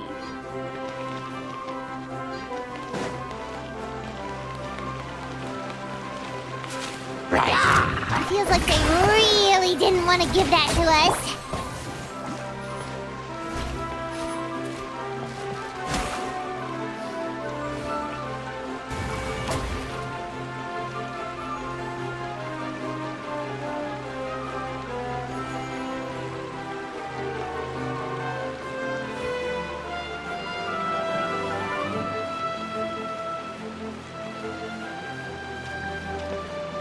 Settle down!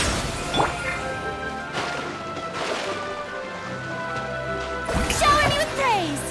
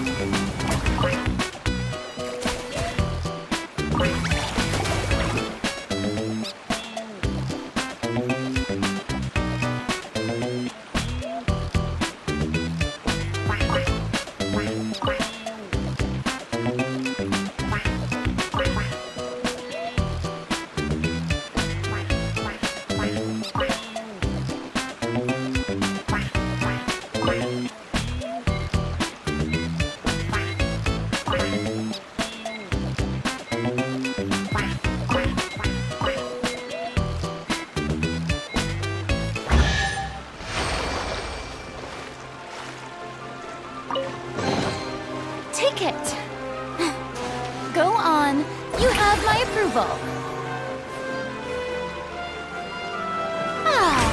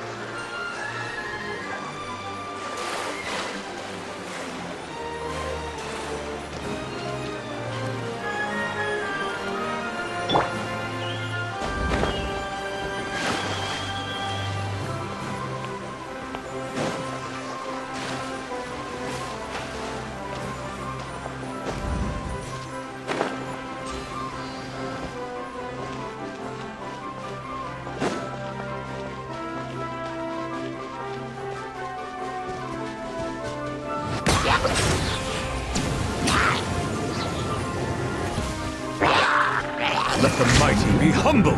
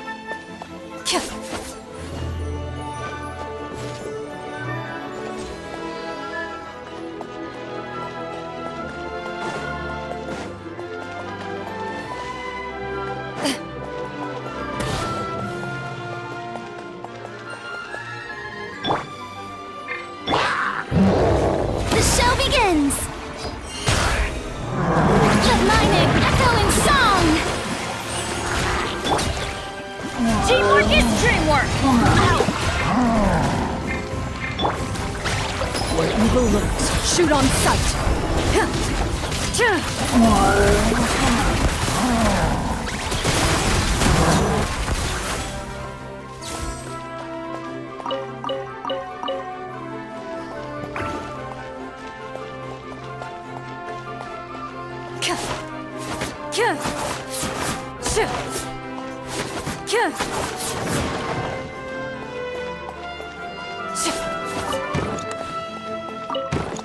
Loaded.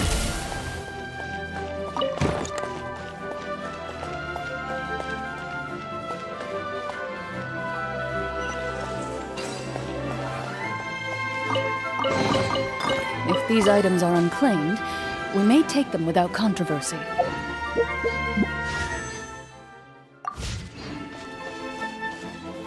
Into the shadows.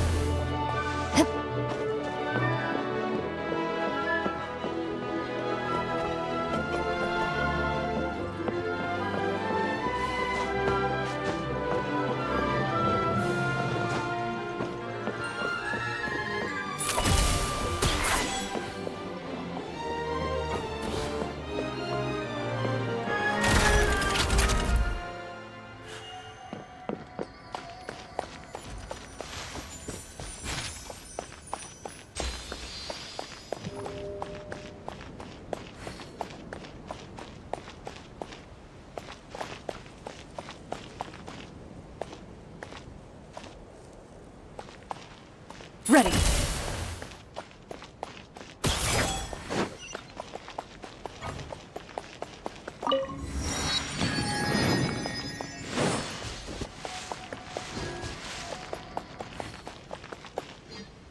Shoo. Shoo.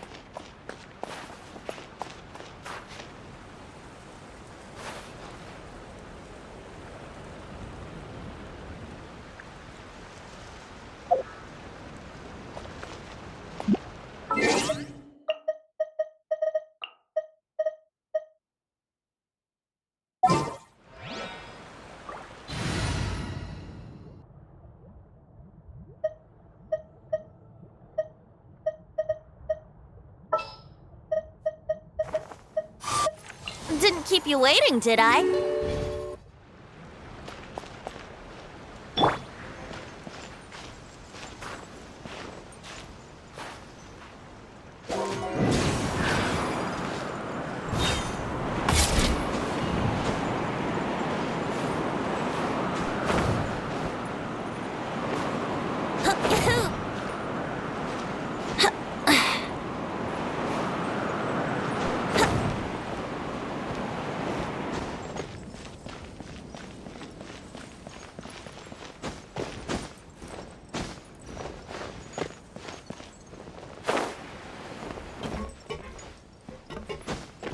Huh?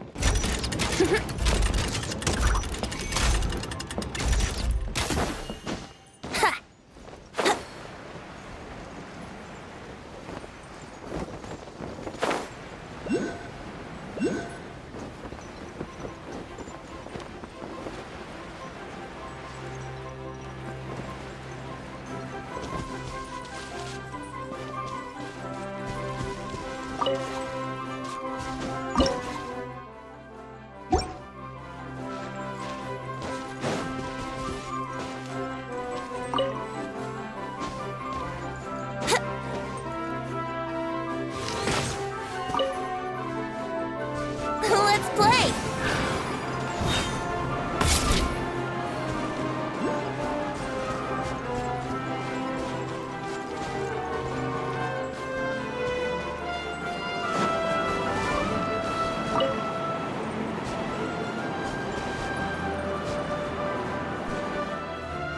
Another one in the bag! That sure was rough. I wonder how many bottles this will be.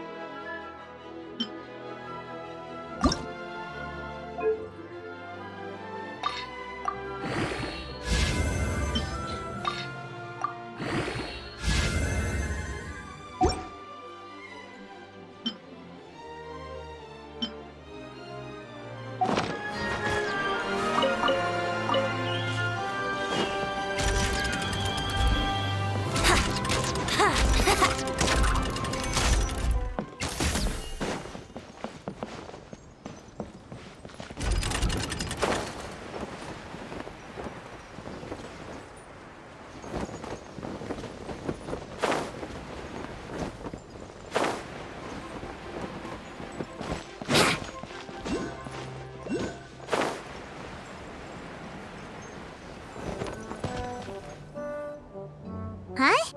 What's this? Wait. This looks like the star I found earlier. I told the guards to place it near the goddess statue. Maybe they ran into some trouble up there. Guess we'd better hurry.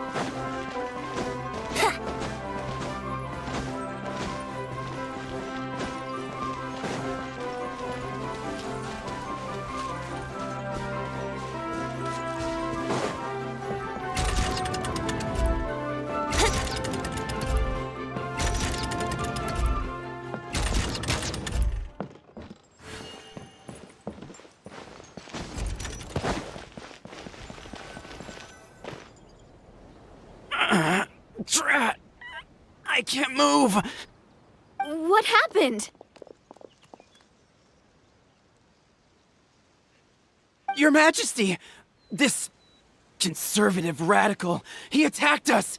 He threw the star from the Astral Garden and even stole the magic thread linking the Oracle Pillars!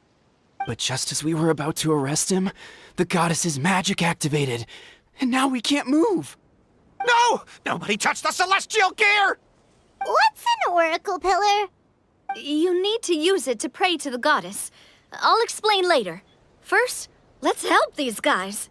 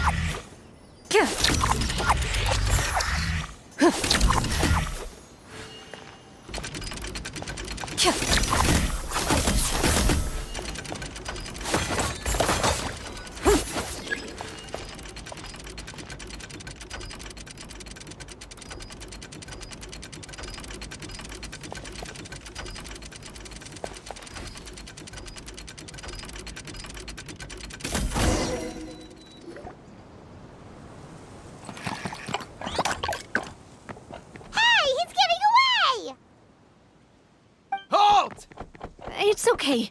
Let him go. But, Your Majesty! Even if we catch up to him now, we won't be able to change his mind, much less quell the fear that many others like him are feeling. All it would do is turn him further against us. Understood, Your Majesty. Also, this is the magic thread he was holding from the Oracle Pillars. Your Majesty, what should we... Please give that to the traveler over there. I believe they have some questions for the goddess. Yes, Your Majesty.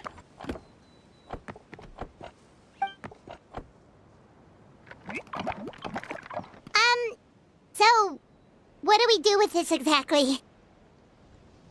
See those oracle pillars over there? Just use the magic thread to connect them together in a specific pattern, and the goddess of prophecy will answer your prayers. Oh! Sounds easy enough. Let's give it a try.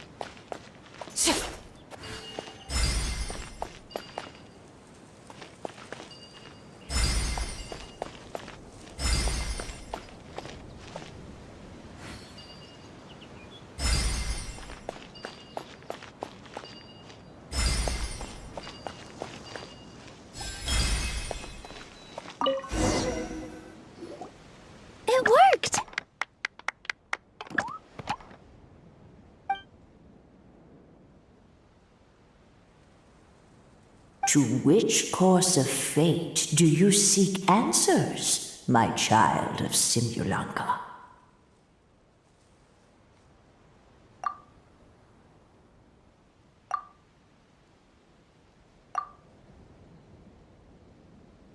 The hero from another world, supported by their companions, shall restore peace to this world. The hero from another world, supported by their companions, shall restore peace to this world. Go and push the gear that connects up to the starry sky.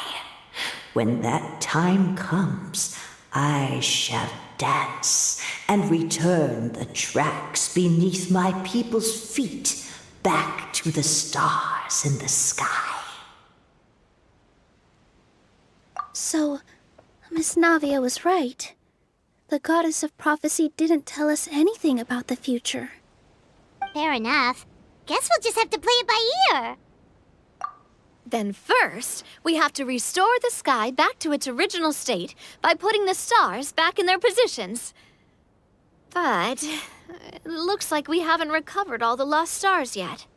Well, at least we know what we're looking for now. We just need to keep going. That said, the metropole is huge. Where do we even start? Oh, that's the easy part. I already compiled a list of the lost stars' locations based on eyewitness reports from across the city. Here you go. They should all be marked. Would you mind going around and fetching them for me? I have a few other things to take care of. You got it. We'll be back in no time.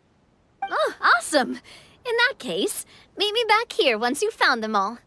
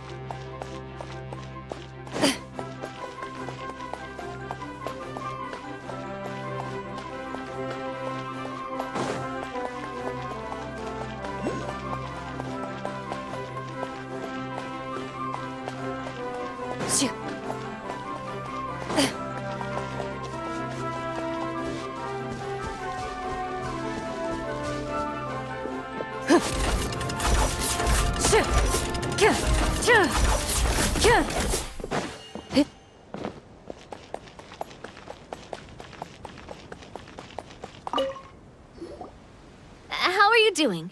Found them all? Wow. You guys are efficient.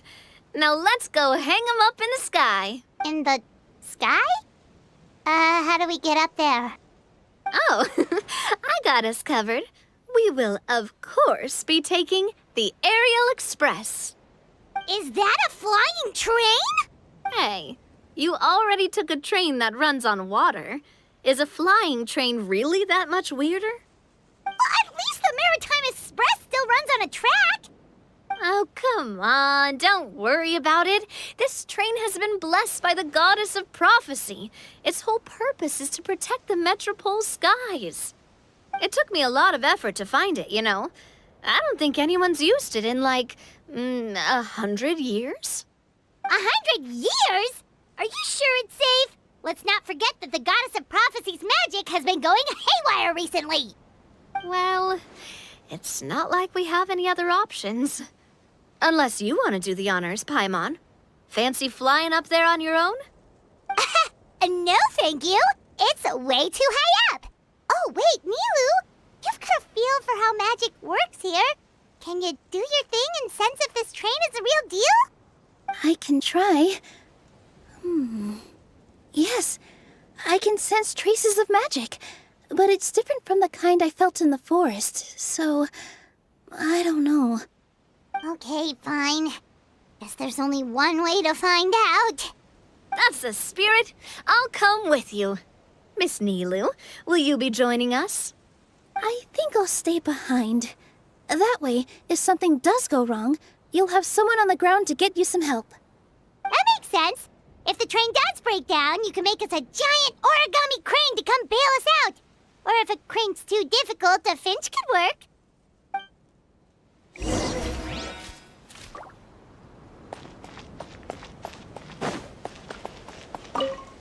Best of luck! A finch, huh? I think I know how to fold one of those.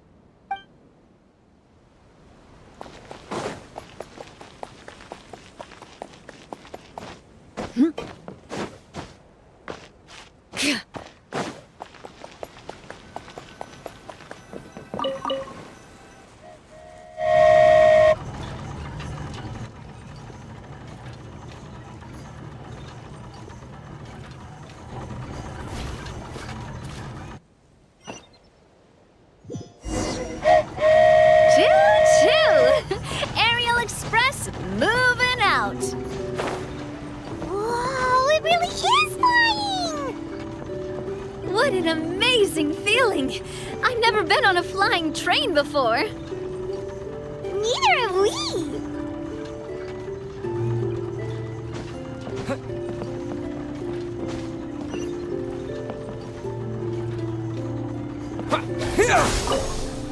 That should do it. On to the next location.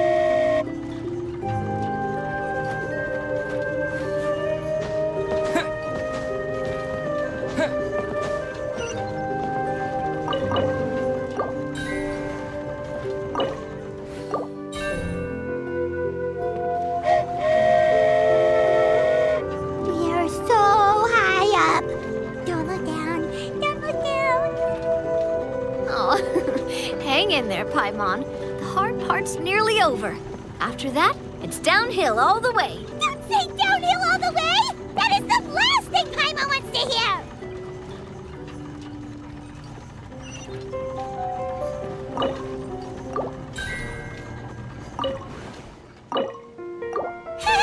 We're finally done! Okay, let's get back down while this train is still working!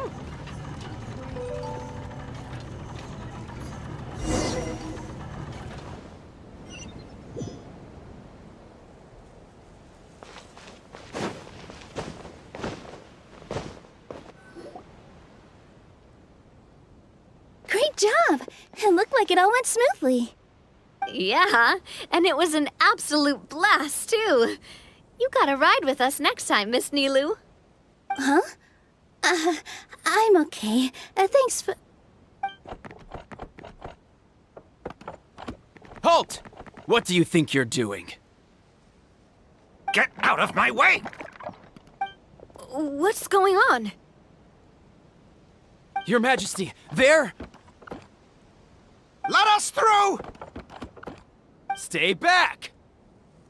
It's okay. Let them through.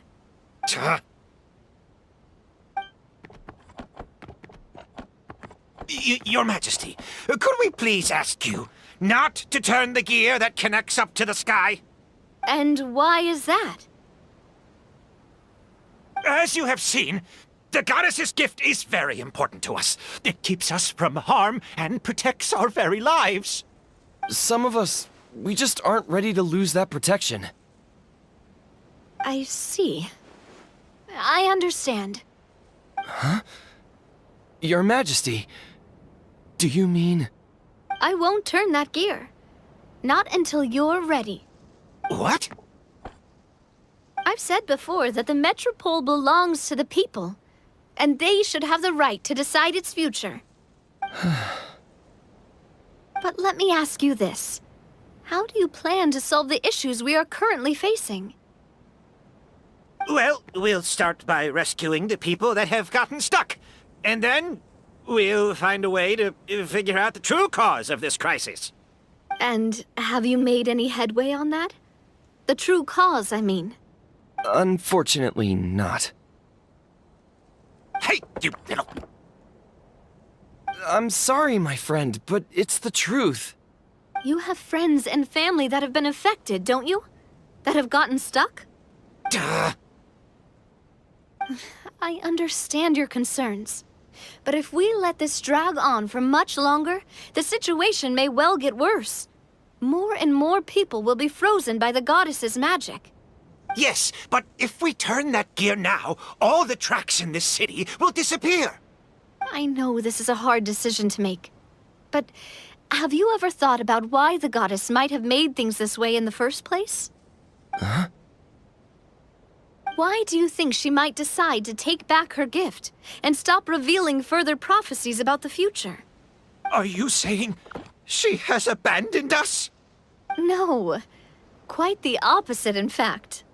What do you mean? The goddess dearly loves this world and all the people of Simulanka. And because she loves you so much, she wants you to be able to choose your own path. Every parent hopes their child will have a happy and carefree life.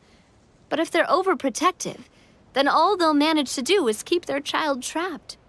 If a mother bird lets her baby ride on her wings for too long, her child will never learn how to fly. Perhaps the goddess of prophecy has always known that one day she'll have to let go. Children can only become independent if they're allowed to form their own opinions, make their own decisions, and deal with the consequences on their own.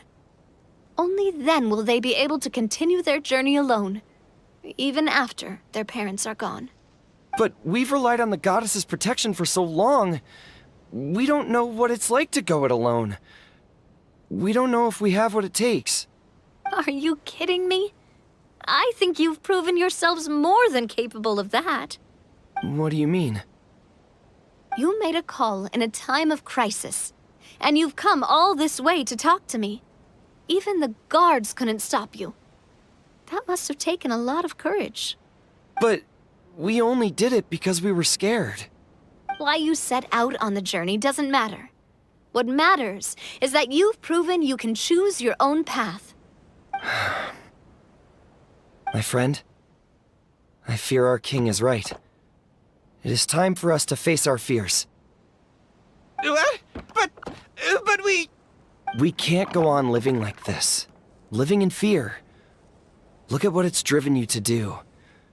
You threw away a star personally created by the goddess of prophecy herself. You once revered her more than any of us. And I think the king is right. She hasn't abandoned us. So, why don't we put our trust in her one more time? I don't care anymore. Do what you want. Aw, he laughed. I'm sorry about my friend. That's just how he is. Always had a terrible temper. Please accept my apology for his impudent behavior. Is it just me, or has he accepted the goddess's prophecy? I think so. Not that you'll ever hear him admit it out loud. Your Majesty, please turn the gear that connects up to the sky. So, you've made up your mind? About giving up the goddess's gift? Yes, I've made up my mind. But maybe losing the gift isn't what this is about anymore. Because we've gained something too. You have given us courage. Well said. I am proud of your decision. Now, gather around, everyone, and join me as we make the night sky of this wonderful city turn once more.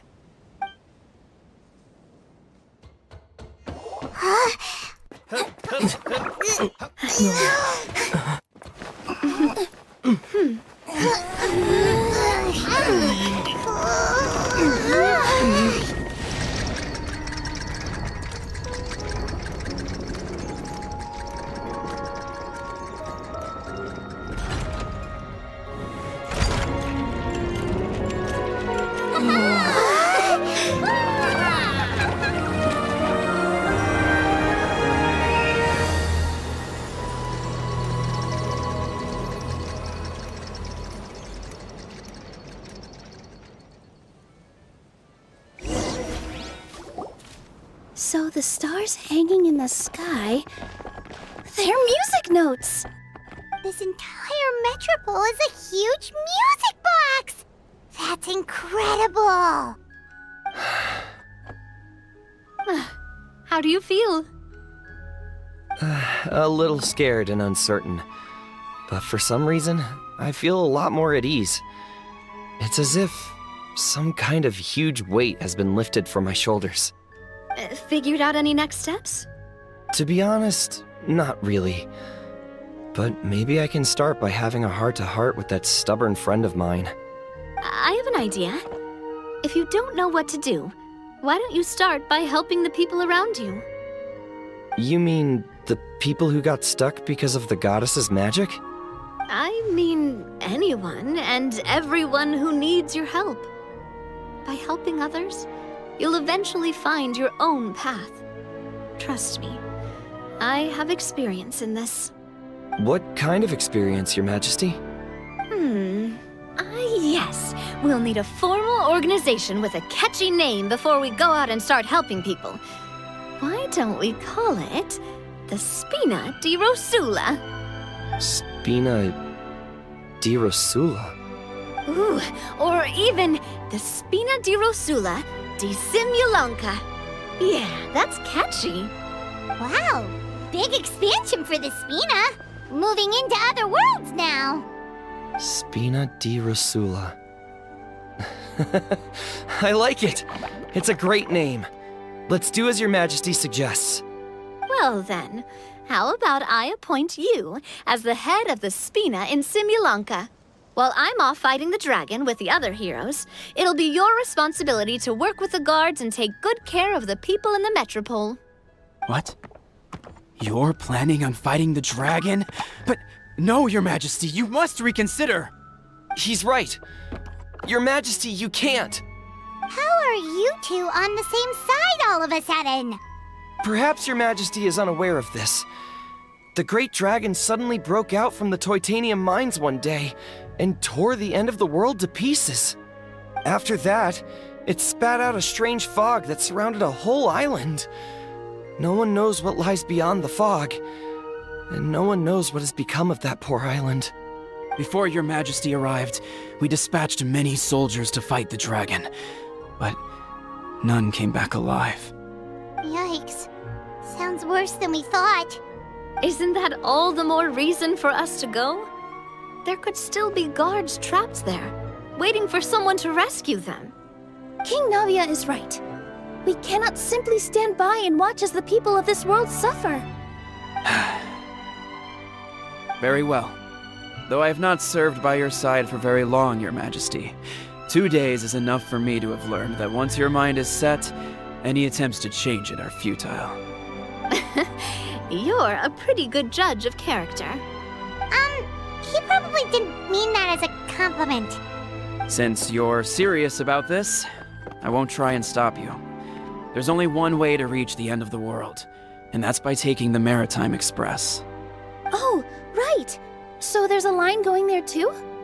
Yes, it was originally built to serve the workers commuting to the Titanium mines, but it has been abandoned since the dragon attack. I'll tell the conductor to wait for you at the platform by the side gate to the Metropole first thing tomorrow morning. You're embarking on an extremely dangerous adventure. Please be careful, Your Majesty and friends. Oh, thank you for your concern. While I'm gone, I leave the Metropole in your capable hands.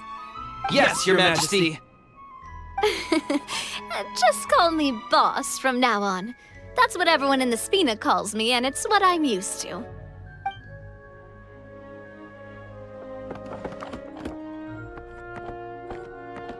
So, the plan for tomorrow is journey across the ocean, make it to the end of the world, and defeat a dragon. Whew, that's an adventure and a half. Do all storybook heroes have to work this hard? At least we'll get to see some amazing scenery along the way, right? Besides, we'll have each other. It'll be a shared experience that we'll never forget. Plus, we're pretty well equipped for a classic heroes versus dragon story. We got Miss Nilu as our magic caster, and I guess I'm the melee warrior who leads the charge? Paimon can definitely see that. Anyway, those are tomorrow's problems. Right now, all Paimon wants is to eat a proper meal because worst case scenario, if Paimon ends up getting eaten by a dragon, she wants to do it on a full stomach. And something about the end of the world doesn't sound like a great place for food options. Well, the origami animals in the forest only drink magic tonic. What do the toy people here in Constellation Metropole eat? Vegetable oil and sawdust, I think.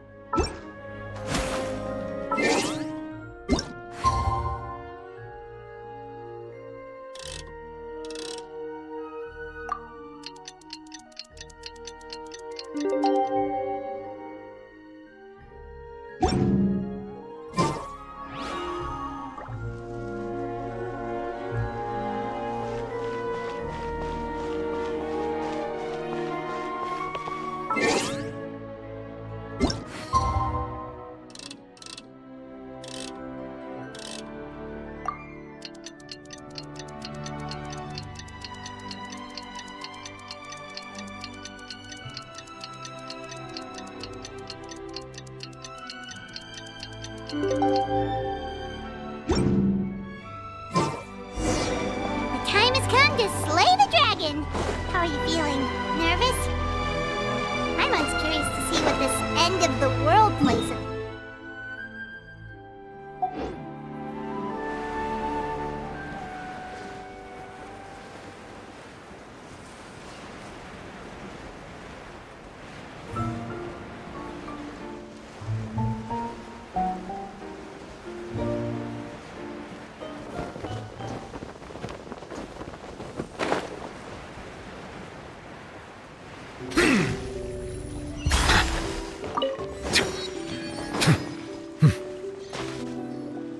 Carriage inspection, check.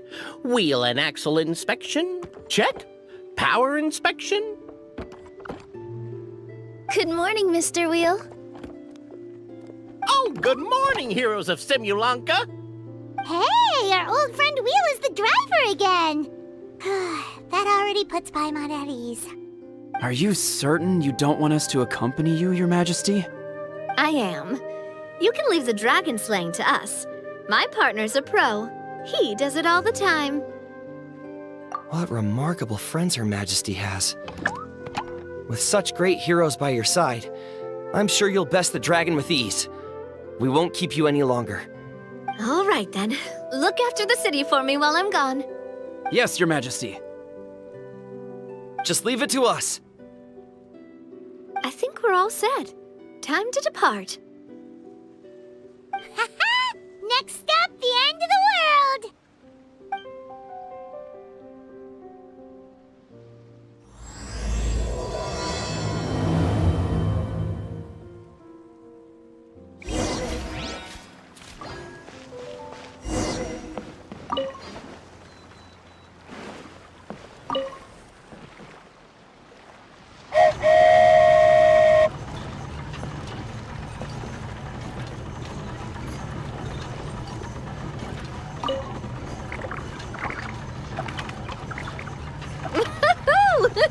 So this is what it feels like to ride a toy train. Ooh, you're really easy to please, Navia.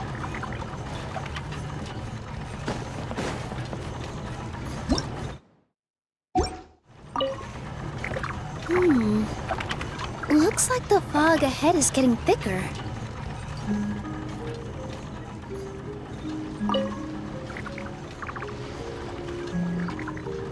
Attention, passengers. We've arrived at the transfer point. All change, please, all change.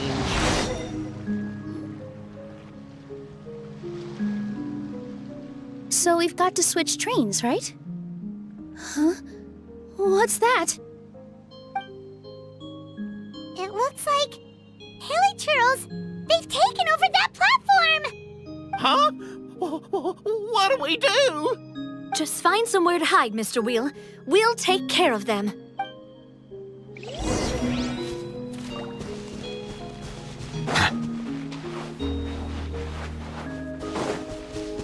Silence!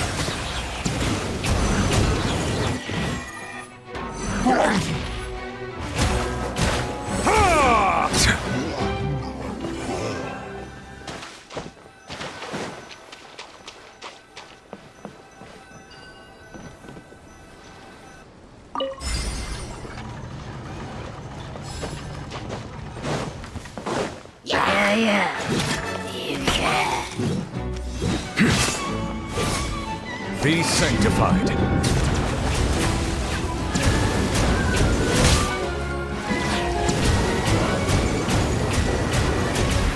Bow your head.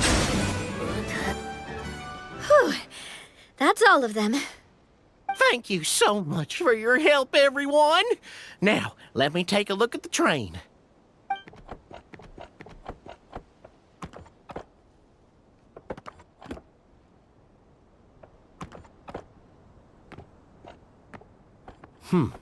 The carriage is a little scratched up, but there doesn't seem to be any real damage.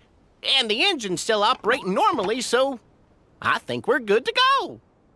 Wonderful. Let's keep going then.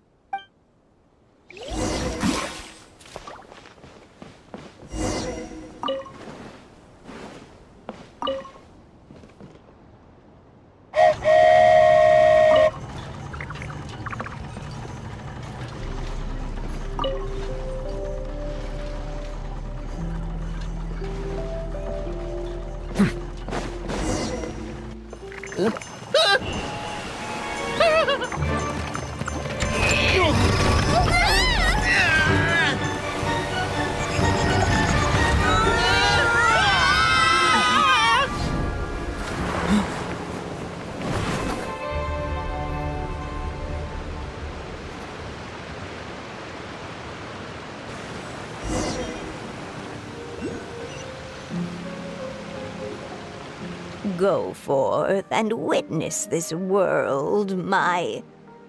Make sure to be nice to everyone. I leave it to you. Are you okay, Miss Nilu? I'm fine, but I think the traveler is still unconscious. We're lucky this guy caught us on the way down. Passed out from a little fall, did ya? How fragile. I'll cut him some slack. The traveler's had a rough few days. We should just let him nap for a bit. But my leg's falling asleep. You couldn't have set him down on the grass over there, Hat Guy? Ha! I go out of my way to save 4 people who fall out of the sky, and now you're nitpicking my choice of soft landing? That's the most ridiculous thing I've ever heard.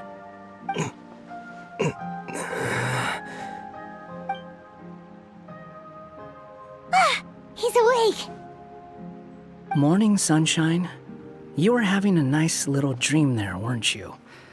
Not gonna lie, it was kind of adorable. You and your friends fell from the top of that waterfall, and you passed out along the way. Guess someone couldn't keep it together. Sorry to break it to you, but crashing into the ground doesn't take you to another world. That kind of thing only happens in those stupid light novels they sell in Inazuma. Also, he kind of, set you down in Nilu's lap, so that's where you've been napping all this time. Paimon? Oh, no. It's all right. I'm just glad you're okay. You didn't hit your head, did you? Is the dizziness gone? Really? What did they say?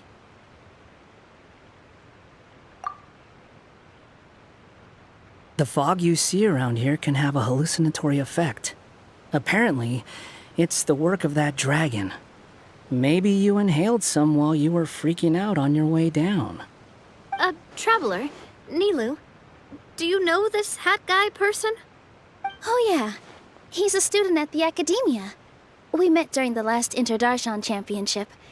He was representing the Vahumana Darshan. Well then, hello there, friend. I'm Navia, the president of Spina di Rosula. It's very nice to meet you. So, should I just call you Hat Guy as well? Seems like that's what everyone's calling you. Sure. Whatever. Wait, Hat Guy. What's that sword around your waist? An unwelcome encumbrance, that's what. I've had it ever since I woke up here. Tried to toss it, but no matter what I do, it always reappears. Such a pain. Anyway, if any of you want the hero sword, you can have it. Wait, it's called what? The hero's sword. Meant to be wielded by the hero. I know. Me of all people, right? The irony. What? You're the hero of this world? Will you calm down? It's just a dumb title.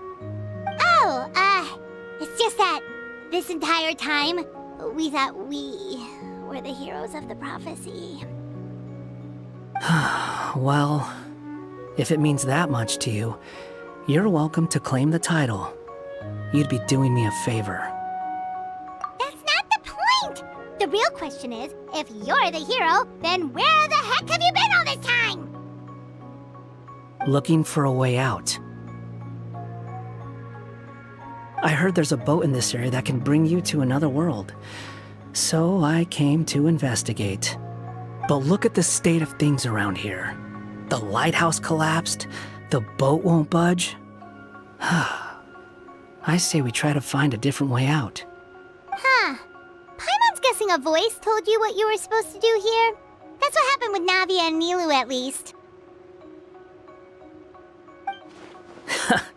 You expect me to take orders from some disembodied voice? Hey, wait, where are you going? To find the so-called source of this world's misfortune.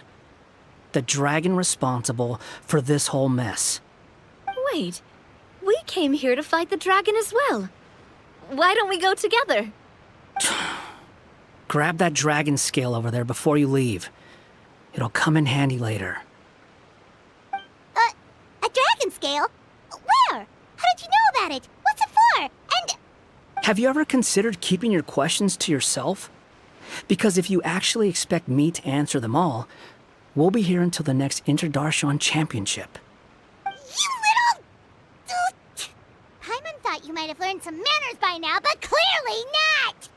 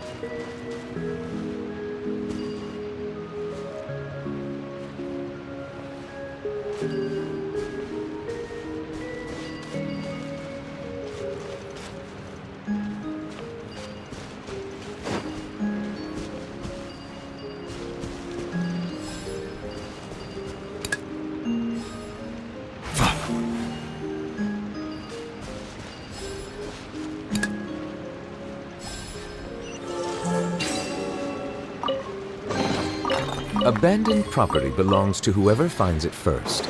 So, it's legally yours now.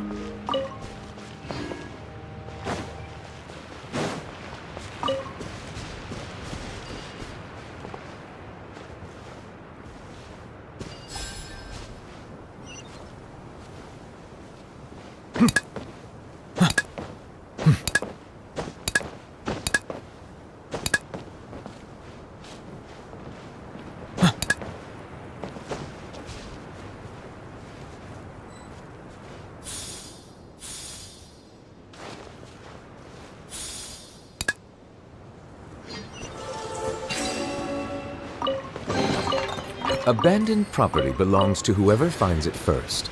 So, it's legally yours now.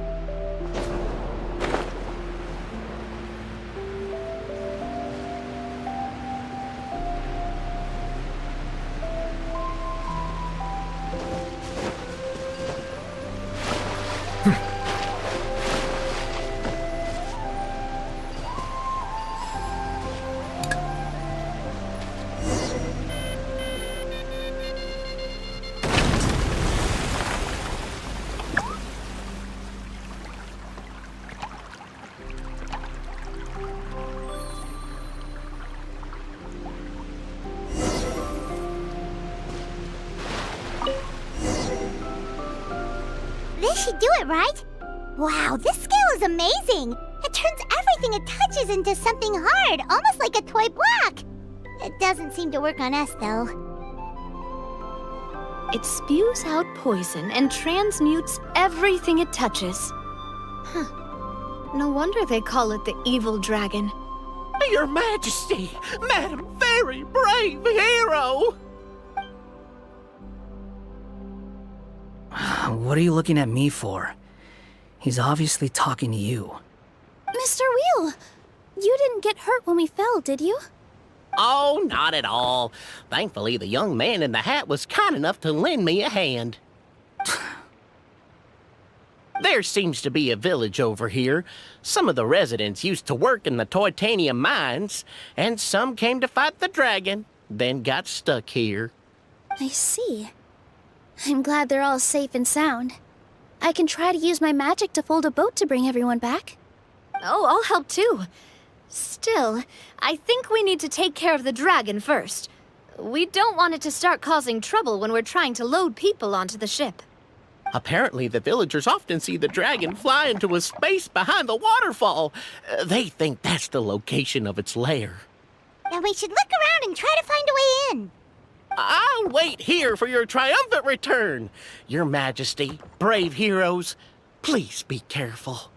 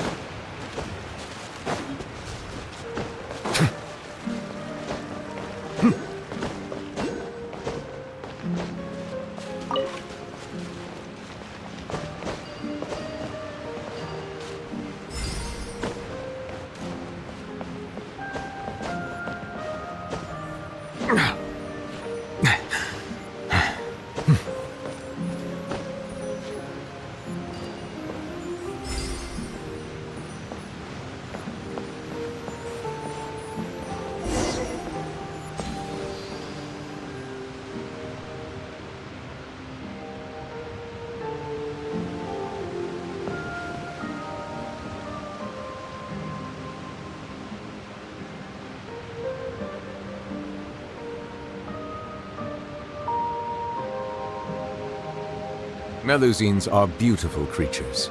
They are the pride of Fontaine. Be sure to befriend them and cause them no harm.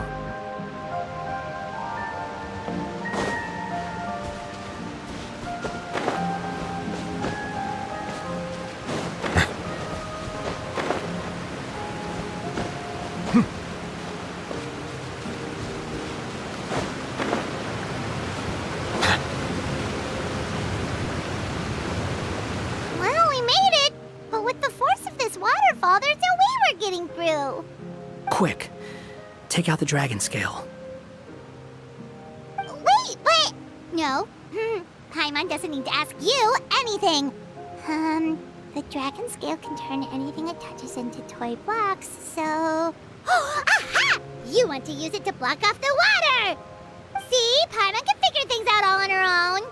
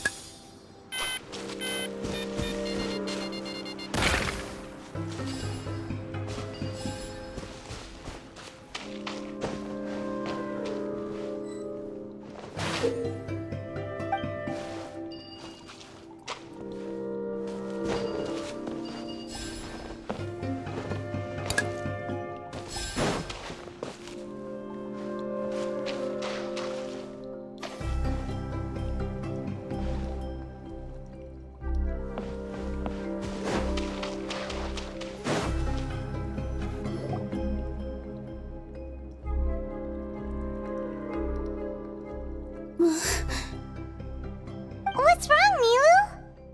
Oh, nothing. It's just... I sensed a very powerful magical signature just now. Huh. Guess this is the dragon's lair after all. Huh? When did you put your hat on? Well, we're getting ready to fight, aren't we? I feel more comfortable in my regular outfit. Hat Guy also put away that sword around his waist. Should have never had to use this thing to begin with. Do you need to do anything to prepare, Traveler? Paimon's getting kind of nervous seeing everyone else serious like this.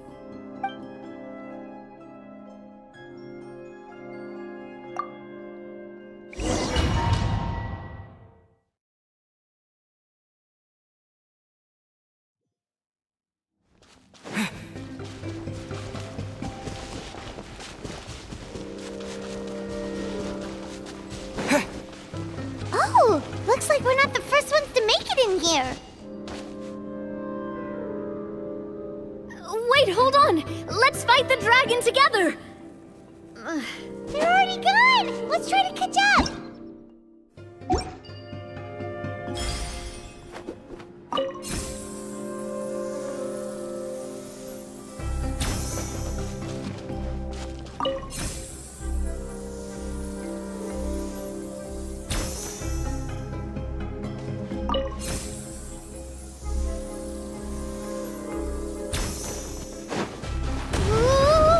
What's that sound? Is it an earthquake? Where'd they go? Reckless idiots.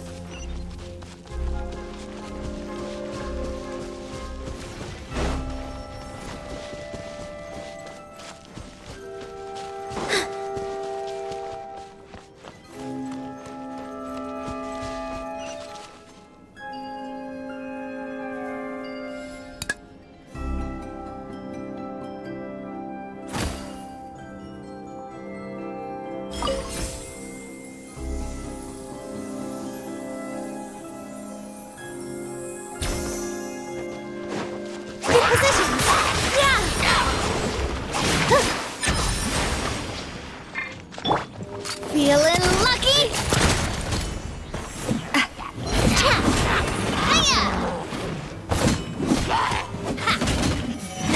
This one's got your name on it.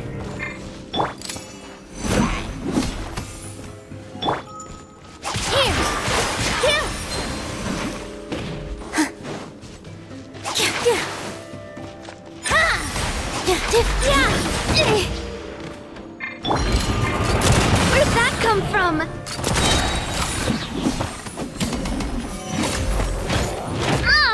Oh! Hiya!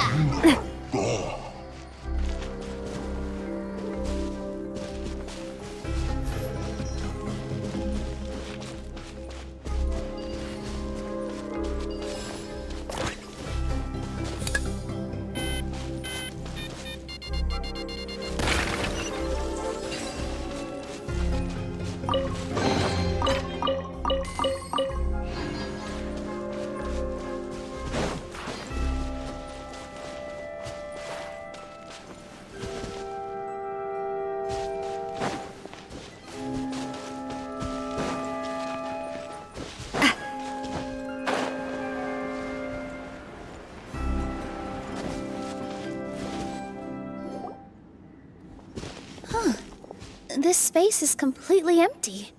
Paimon bets this is where the dragon sleeps. Watch out in front! It's coming!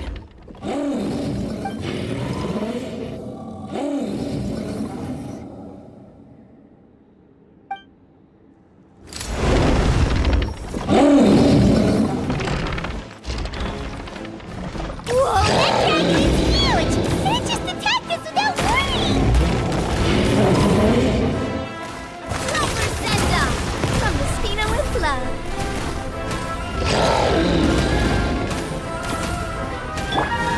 Behold, you're dead!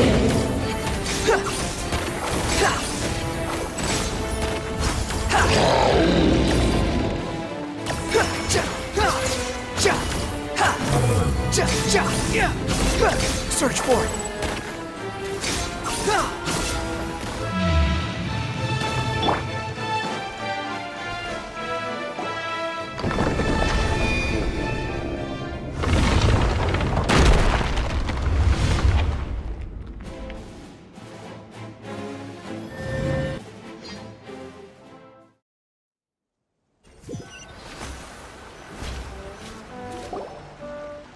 Look, he's here. Ah, another new soul has joined this world. But are you sure his fate will be as you described? Of course. My predictions are never wrong. I just don't like that kind of story. Then you need only do as you said, and let him find his own story within your fairy tale. You're right. Then listen closely, my child. Your name is...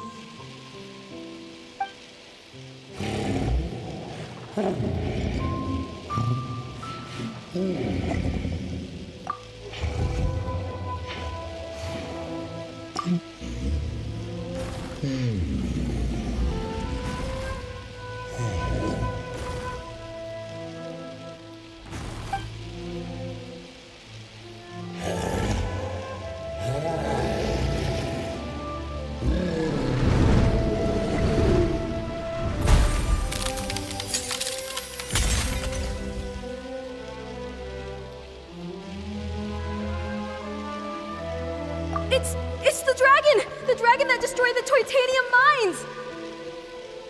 Help! Help! Soldiers, pick up your weapons! Destroy that monster!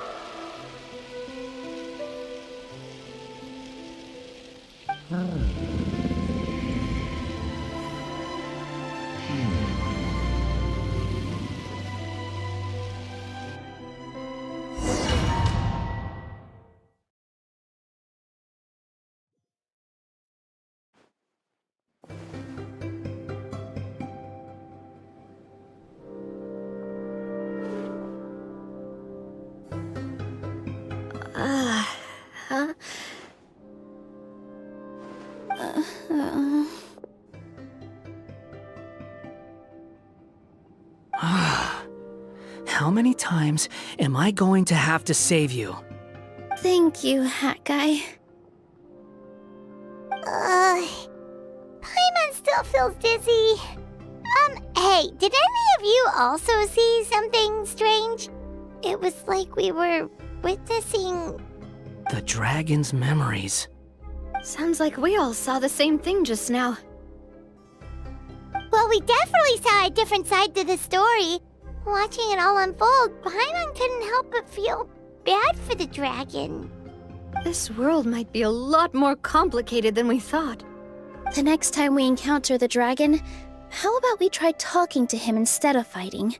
That sounds like a good plan. But maybe we should figure out where we ended up first. Huh. If the world above is a fairy tale realm, then maybe we've fallen into the next page of the book. Just keep walking and don't fall behind. Hey, wait for us!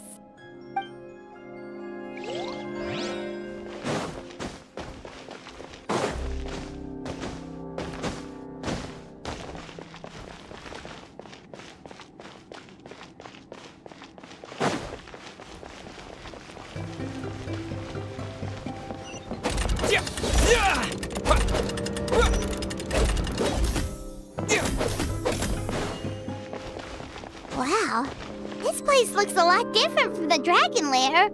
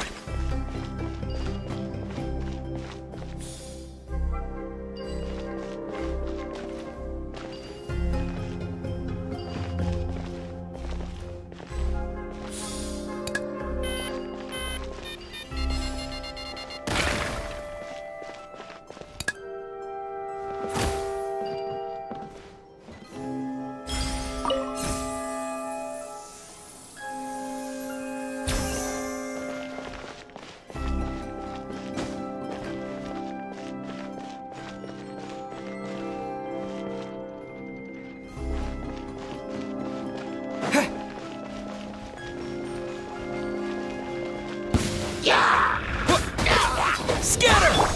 With all my strength. Yeah. This dance is for you. Watch out!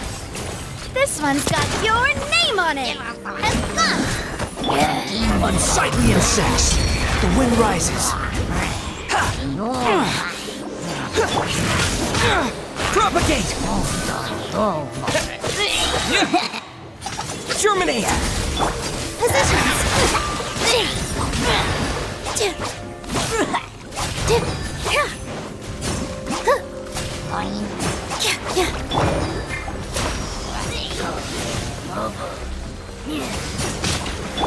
Fire! Well, with rocks. Watch out! This one's got your name on it.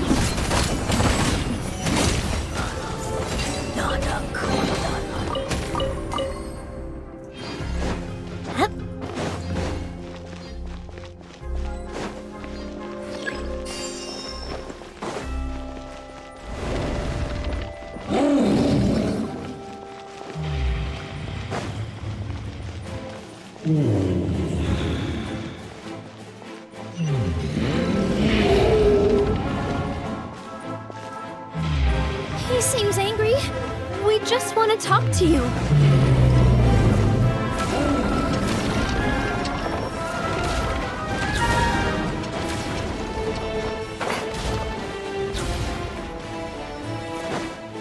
Stop! Nobody's home!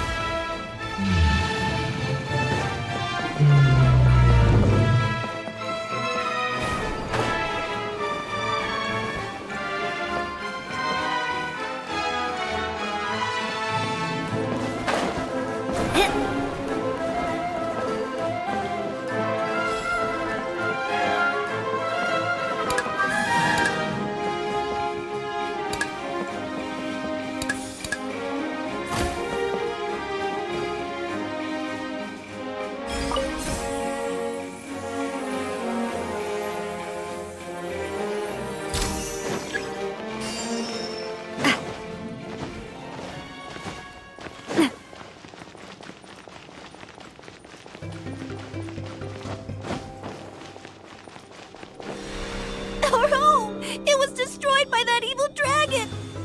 The stars! It flew away with the Metropole stars! Oh no! We didn't get eaten by the dragon? The dragon just dropped us off here?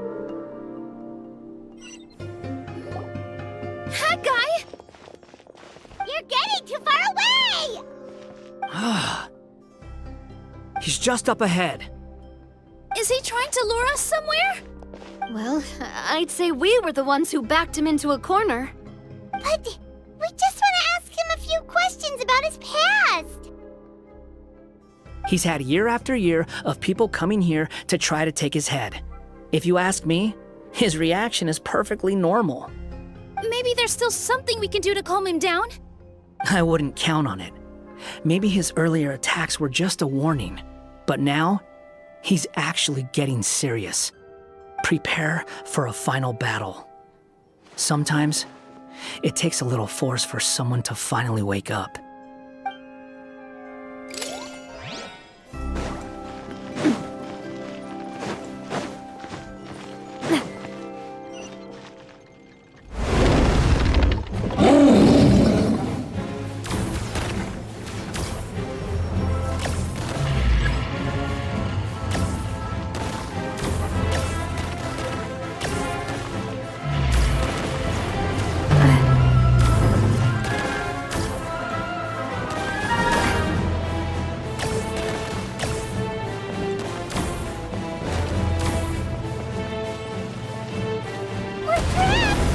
Stubborn beast. You really want to get beat up that bad?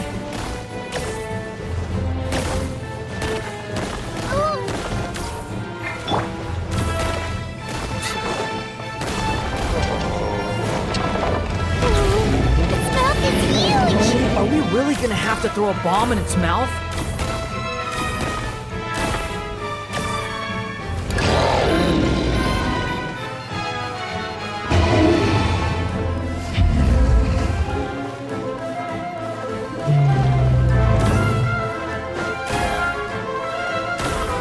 Watch out!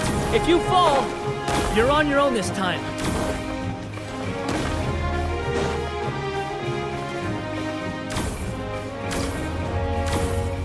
You're dead!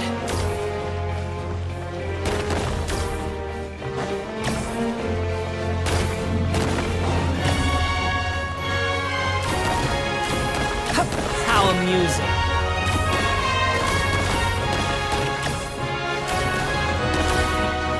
That's far enough. Quit following me.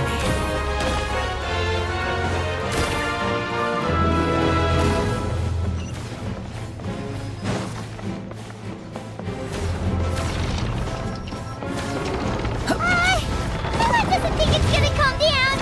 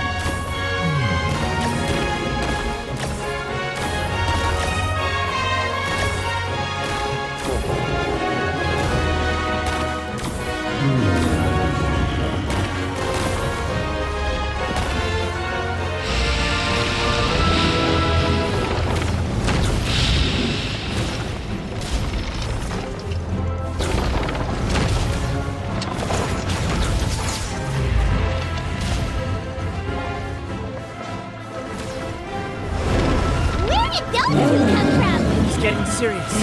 Don't get hit!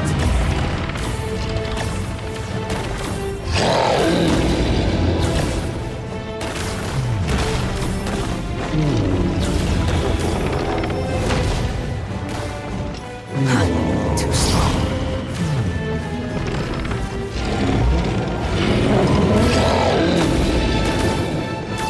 There's a bomb over there! Just like before!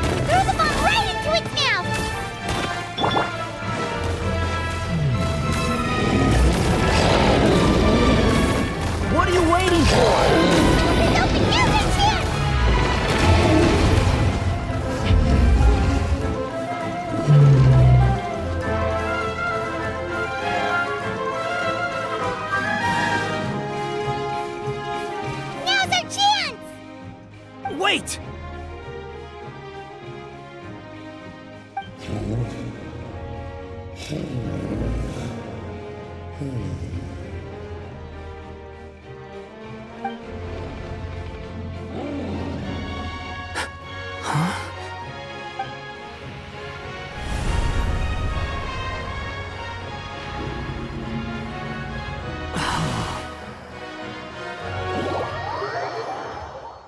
Are we inside the black?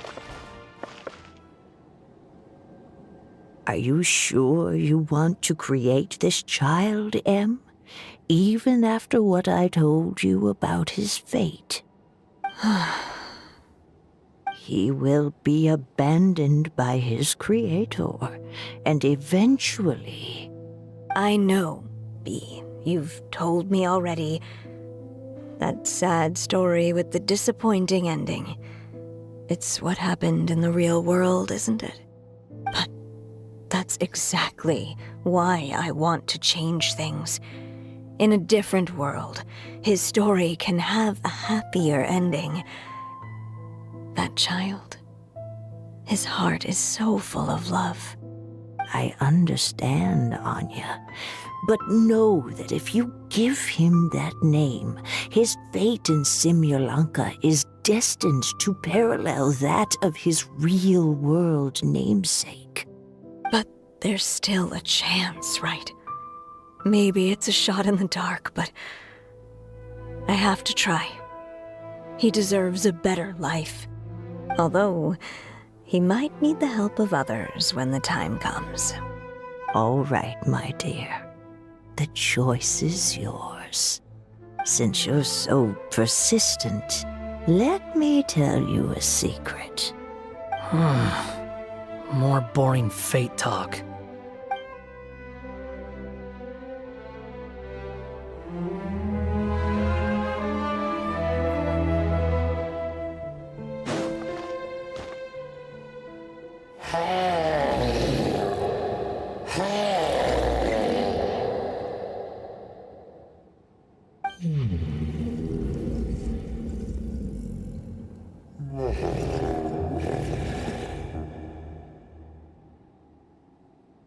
I'm sorry, my child. Unlike my friends, I don't have a long time to live. All said and done, the story of my life will be shorter than the fairy tales in this book. So I will have to leave your side, I'm afraid.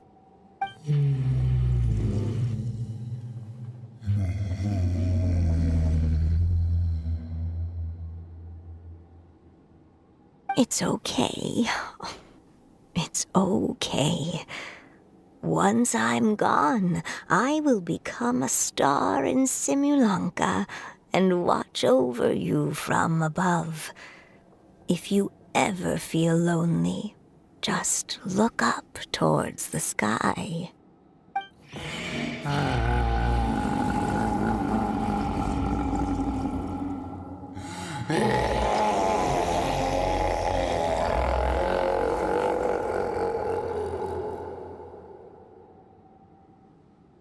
Go forth and witness this world, my child. Make sure to be nice to everyone. You'll meet good friends one day. I'm sure of it. That is my wish for your future. As for this world, I leave it to you.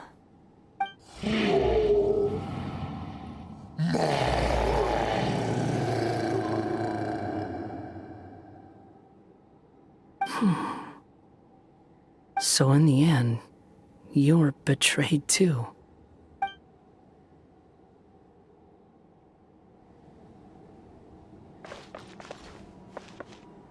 Hey, Mr. Dragon! I brought you some food. You must be hungry.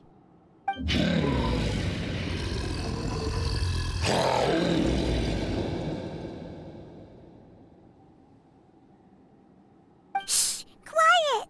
We can't let anyone hear us. Everyone says you're a bad dragon, but you're always nice to me when we play together. You always help me pick flowers way up high that I can't reach. It's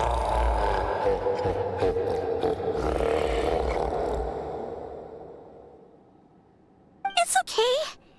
Just keep hiding here, and tomorrow I'll... Oh no, my child!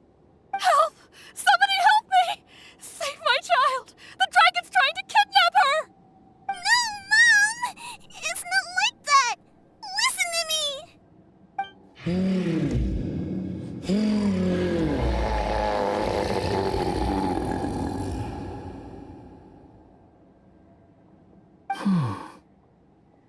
So you're hated by people too.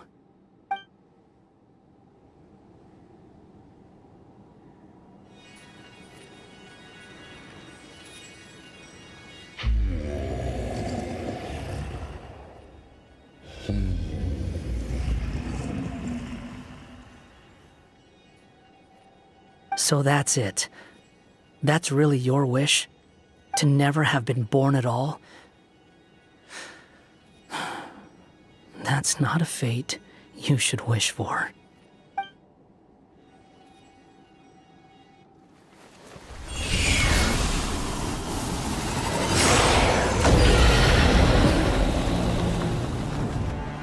Nobody can define who you are, or deny the true feelings of your heart. Now remember your name. Durin.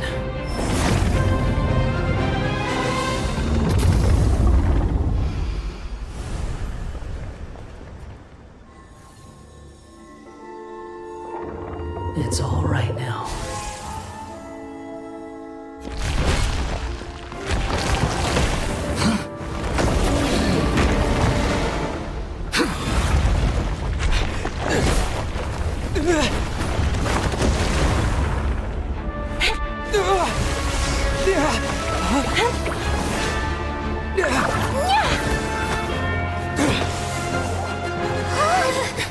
Watch out!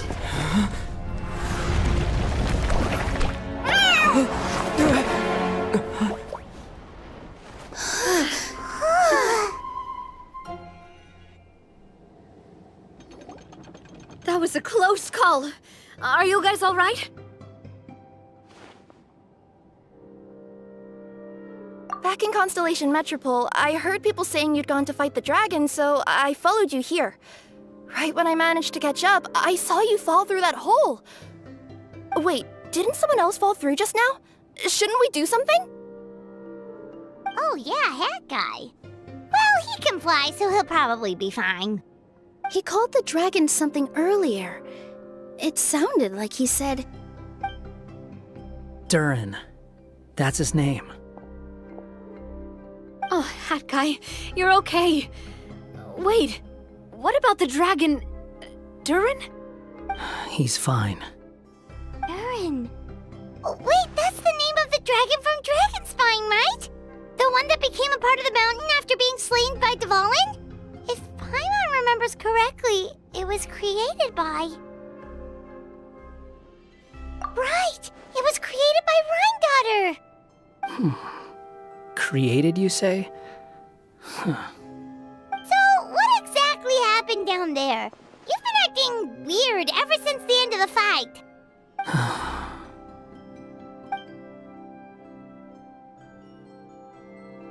So that's the truth about Simulanka's evil dragon. What we saw in the mist weren't hallucinations, but the dragon's memories.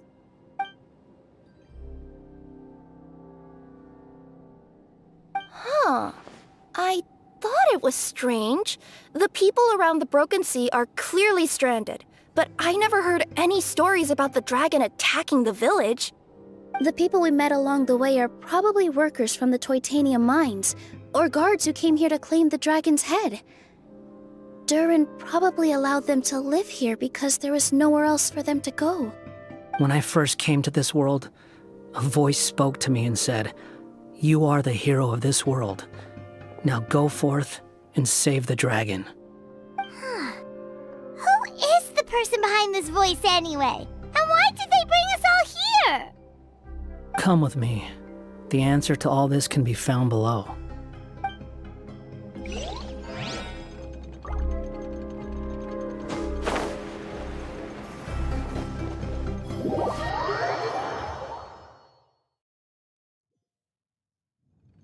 Is this a study? That's right. It belongs to the Goddess of Fate. Goddess of Fate? As in one of the 3 goddesses who created Simulanka? Or more precisely, M. One of the mages of the Hexenzirkel. Hexenzirkel? As in... Sorry, Paimon shouldn't just regurgitate everything you say. It's a lot to take in. She created the story of Durin. Well, the Simulanka version at least. These records should cover most of what you want to know, including the identities of the other 2 goddesses. Read them for yourselves.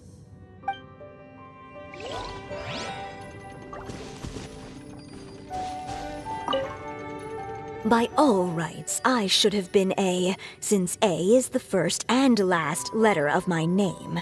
But Alice overruled me on the basis of seniority and said I should be M instead because of my middle name. She really knows how to push my buttons. Still, her magic never fails to amaze me. I still can't believe she got one of my origami frogs to start talking. Why don't I write a story with origami animals as the main characters? Let's see. Once upon a time, in a magical forest, there lived a group of animals made of paper.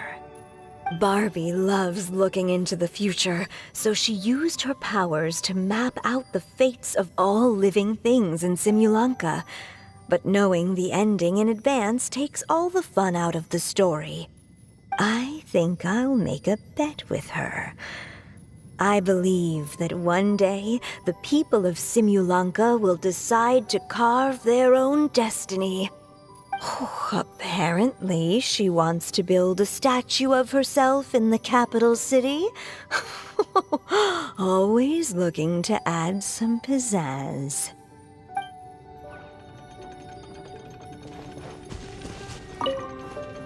My dear sisters, I fear my pen shall soon run dry. Even now, as I write this letter to you, my dexterity is all but failing me. Thank you for enjoying my stories and for creating this world for me. The time we spent together was the most wonderful youth I could have asked for. I always feel so young when we're together. A says that even after I'm gone, the Goddess of Fate in Simulanka will continue to exist and carry on granting people's wishes. It makes me glad. If you ever want to chat, feel free to pay a visit to the goddess statue. Just don't wish for anything weird.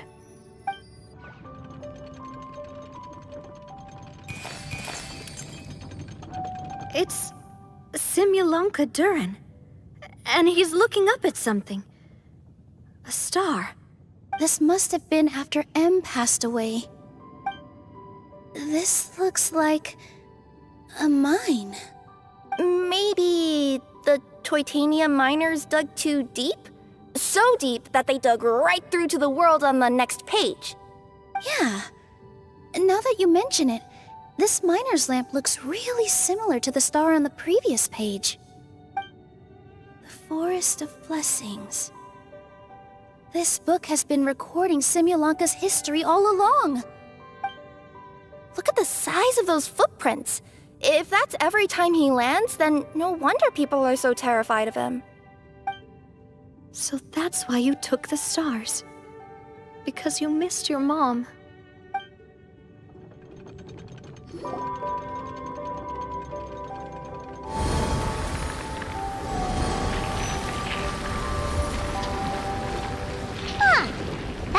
she looks different from the one in the Metropole. It's a different goddess. This one is the goddess of fate.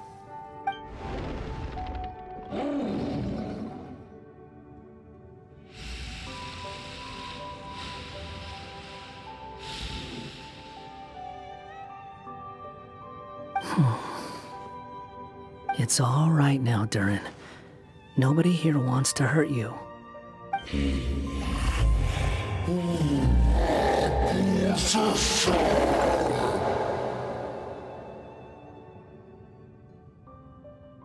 say that, Durin! Paimon made a mistake. She was wrong about you. But it's nice to talk, isn't it? Now that we've all calmed down?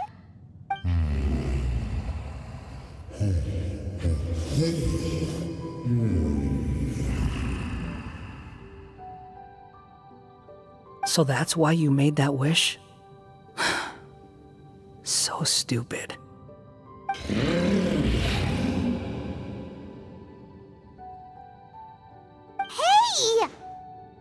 Anyone with eyes can see that all you want to do is get along with everyone.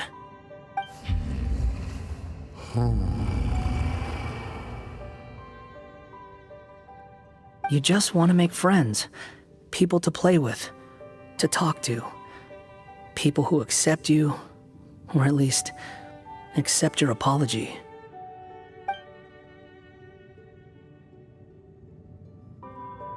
Oh, you never hurt anyone. Heck, the idea never even crossed your mind. Sure, you scared a bunch of people half to death, but that's only because they had no idea what kind of dragon you really are. Yeah. If you had a heart-to-heart with them, I'm sure they'd come to understand you and see your point of view.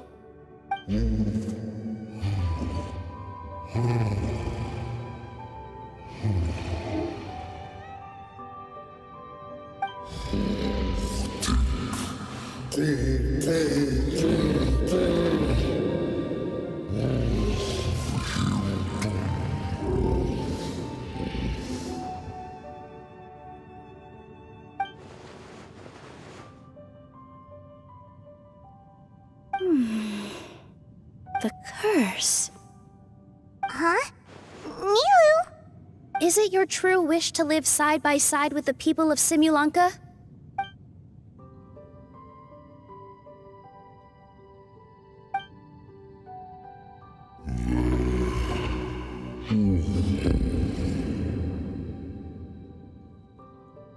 Then close your eyes and make a wish to the goddess of fate. We will help make your wish come true.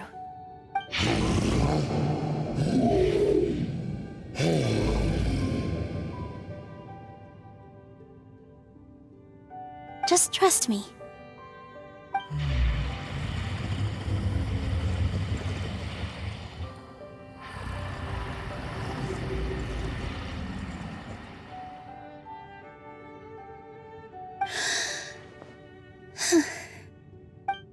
I, Nilou, the Forest Fairy, give to you my blessing and welcome you as a dweller of the forest.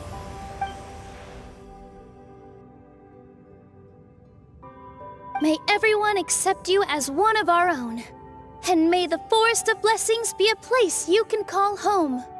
I, Navia, King of Constellation Metropole, give you my blessing.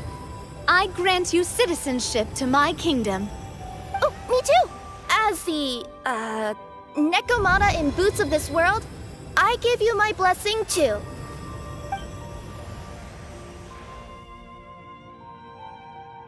Wait, what's going on?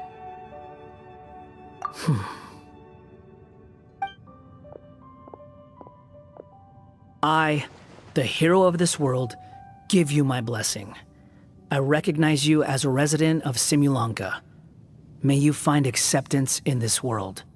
Also, speaking as someone who'd like to be your friend, I wish you all the best for the future.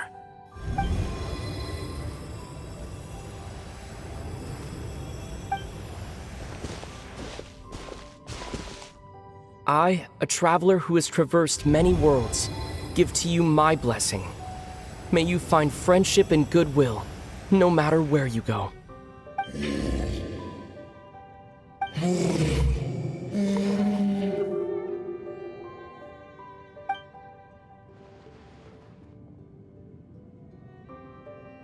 As for this world, I leave it to you.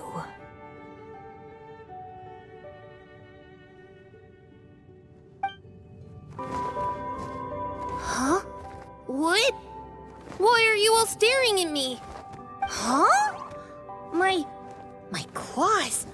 Are these my claws? And my wings? My tail? Does this mean... Wow, you look so cute. Quite a radical transformation. Not that there was anything wrong with the way you looked before, of course. It's just, you get what I mean. How do you feel? Are you happy with your new appearance? Does anyone have a flower with them? Or even just some water or paper from this world? Oh, I do actually. Here you go.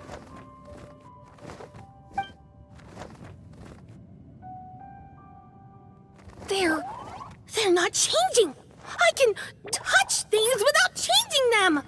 Hey, that's great! One more flying friend for Paimon!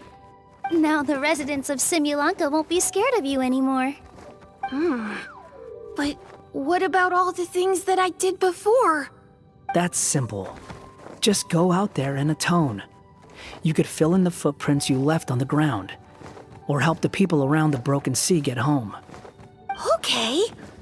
And you'll come along and help me, right, Hat Guy? Huh? Why would I do that? Because you said you wanted to be my friend. You little... Gah. Well, maybe I spoke too soon. Huh? But I thought... All right, fine. I'll go with you. Really? Yes, really. Lying to you would be no fun anyway. Oh, thank you! You're the first friend to call me by my name! Let's go back up. I'm about to suffocate down here. Oh, it feels so good to finally see Hat Guy meet his match. Yeah, okay. Paimon just never thought we'd see the day, that's all. All right, let's also head back up then. Don't be scared, Durin. We'll be right by your side. Thank you for your blessings, everyone! Oh, this is the happiest day I've had in a really long time!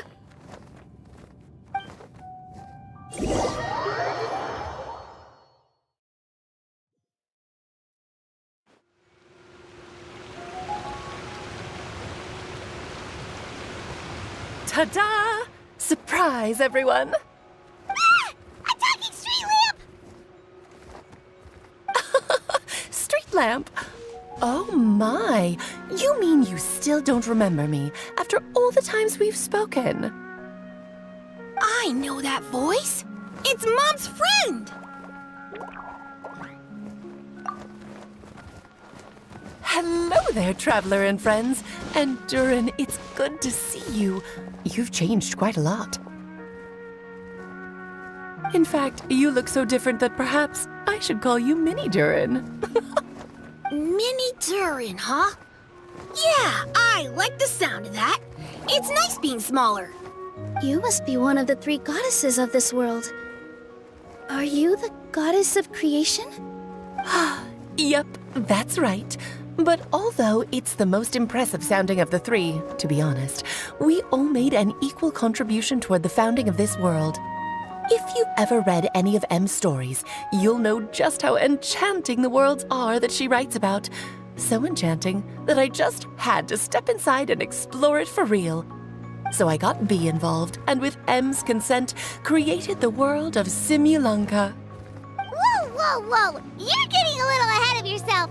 First things first, would you mind explaining what you're doing here? In fact, no! What are we even doing here? Don't worry, all will be revealed. After everything you accomplished on your journey, you're free to ask me anything you want. Let's start with your first question then. I'm here because I sensed a great magic power emanating from the book just now, and I couldn't resist the urge to peek inside and check it out. That must have been when we all gave Minnie Durin our blessings, right? Yes, exactly. In the world of fairy tales, words and emotions often carry far more power than any spell. It's all thanks to your magic that Minnie Durin was able to take this form. Come say hi to me, little one. Oh, look at you. You're as cute as a button. So, what about us? Was it always part of the plan that we'd come here? Plan isn't the word I'd use. If you ask me, I'd say fate works in mysterious ways. When Durin of Simulanka made his wish to the goddess of fate, it just so happened that in a world far away, all of you wonderful people were holding a copy of M's fairy tale at that exact moment.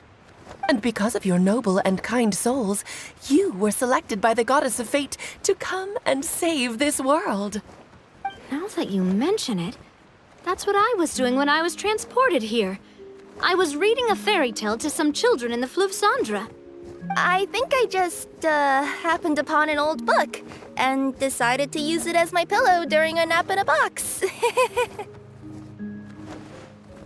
Wow, what a crazy coincidence. Wait, that's not right.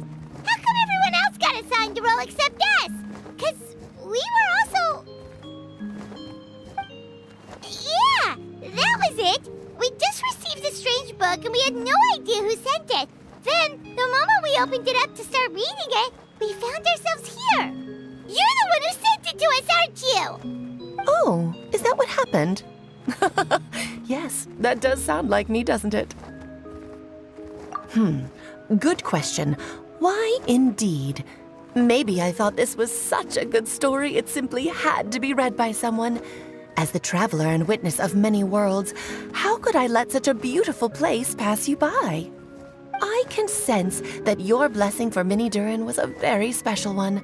With this blessing from beyond the story, he might even be able to explore worlds outside of this one. Teyvat, you mean? That's right. In fact, back when we were first creating Simulanka, Em told us that she hoped the people of this world would one day be able to explore the wider world beyond. Every story has an ending, but if the story becomes reality, it should have the right to choose its own path. So, in other words, the predestined lives these people lead were always going to disappear one way or another. Wait, so even if the people here get to go to other worlds, surely there's gotta be a way we can leave too, right? Don't you realize you've been able to leave all along? Huh? You can either take the boat at the Broken Sea or touch the giant bookmark at the Cliff of Prophecy. All you need to do if you want to leave is focus on the place you want to go. How were we supposed to know that if you never told us? Huh, didn't I? Well, given how smart and capable you are, surely it can't have posed a huge problem for you. As for your other friends who were summoned here, if I had to guess, I'd say the Goddess of Fate probably didn't tell them about it because she wanted them to get engrossed in the story. She's Em's reflection, after all. It wouldn't surprise me if she shares Em's love for cliffhangers. Anyway, I think that answers your questions, yes? What do you all plan to do next? I'm gonna go say sorry to the people of this world. After that, I want to start protecting Simulanka, just like Mom told me to. Now we know how easy it is to get back home. Paimon's suddenly not in such a hurry to leave. Same here. It's not every day that you get to come to such a magical world. I, for one, plan to explore it a little longer. I'm glad to hear it. Maybe I should invite some other friends to join you too. By the way, Minnie Durin, I'm delighted to see you've made some new friends. I'm sure Em would be very proud of you. Now, before I depart, please let me give you a blessing as well. May your future be as rich and colorful as the stories Em used to tell. She's gone. Guess this is where the hero's journey comes to an end, huh? Ah, but it's also where a new journey begins. The adventures of Minnie Durin and friends. Huh?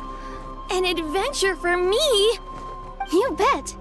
For starters, I'd love to introduce you to my other friends in the forest.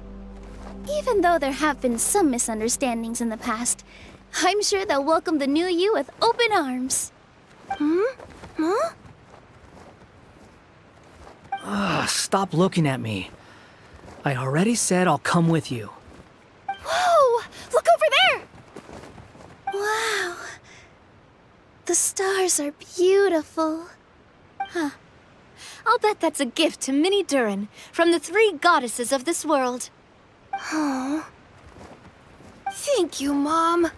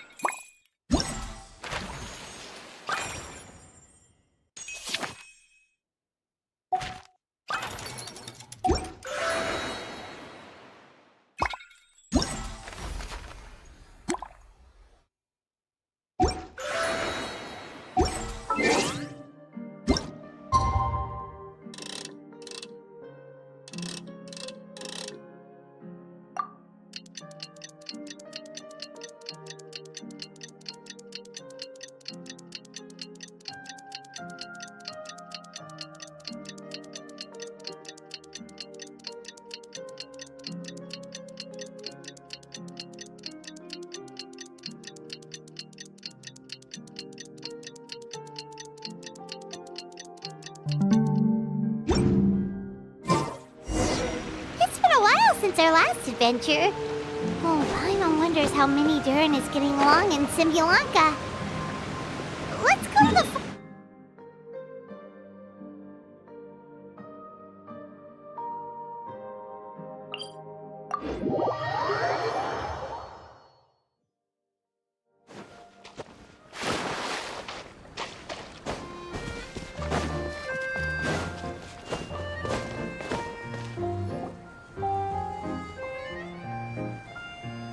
Here's your 2 magic tonics.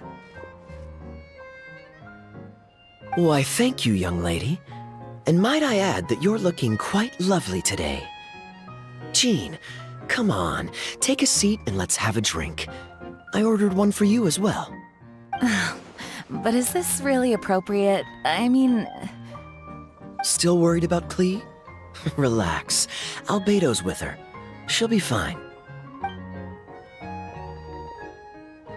Kaya and Master Jean! What are you 2 doing here?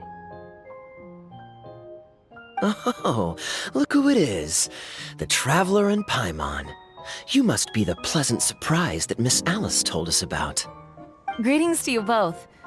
This is one place I didn't expect to run into you two. The locals here have been talking non-stop about some brave heroes who saved the world. Let me guess. You two have been up to your old tricks. Well, not just us. We only played a small part. You could say we were 2 members of the Heroes Adventure Team. Still sounds mighty impressive to me. As ever, our honorary knight is making us proud wherever they roam. That's right. We received a letter of invitation from Miss Alice, proposing that we take Klee for a vacation in Fairyland when work dies down. I wasn't sure what she meant by Fairyland at first, but if my eyes are not deceiving me, she was being quite literal. Klee ran off excitedly as soon as we arrived. I'm a little worried about her, but Albedo insisted he would look after her while we do our own thing. We could hardly say no to such a considerate offer, so I took it upon myself to bring Jean to the nearest tavern we could find. Any excuse for a drink, huh? Well, we are on vacation. It's only fair that we get to indulge ourselves a little. You're right. I should make an effort to relax and unwind. It's what Miss Alice would want, after all. Oh, wait, Kaya? What exactly did you order from the bar? The house special, of course. Best way to get a taste of the local culture.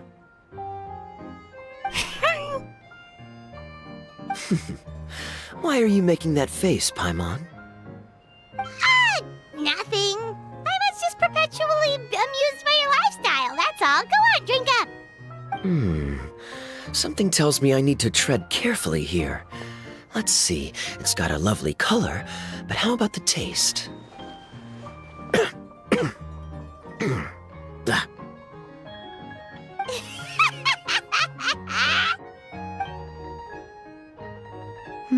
I think maybe I'll pass. But it's such a shame to waste it. All right, Paimon. Well played. Well, Paimon got burned too, if it's any consolation. It's nothing personal. Oh, by the way, we weren't the only ones who got invited here. I saw Kale earlier. She didn't see me, though. She was making a beeline for that big tree. The Kingdom of Breezes and Bells, you mean? Oh, this is turning into a huge reunion! Maybe we should go say hi to her! All right. Well, give her my regards. Thank you. Enjoy your time here, too.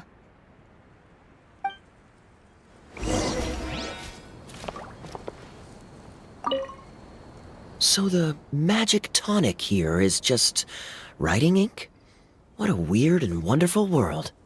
Ah, Miss Citrus, do you happen to serve any beverages here that don't contain magic tonic? Of course we do. What flavor would you like? Sunsetia. Jean, you want in? Sure, I'll have the same, please. Sounds good. 2 Sunsetia drinks coming right up.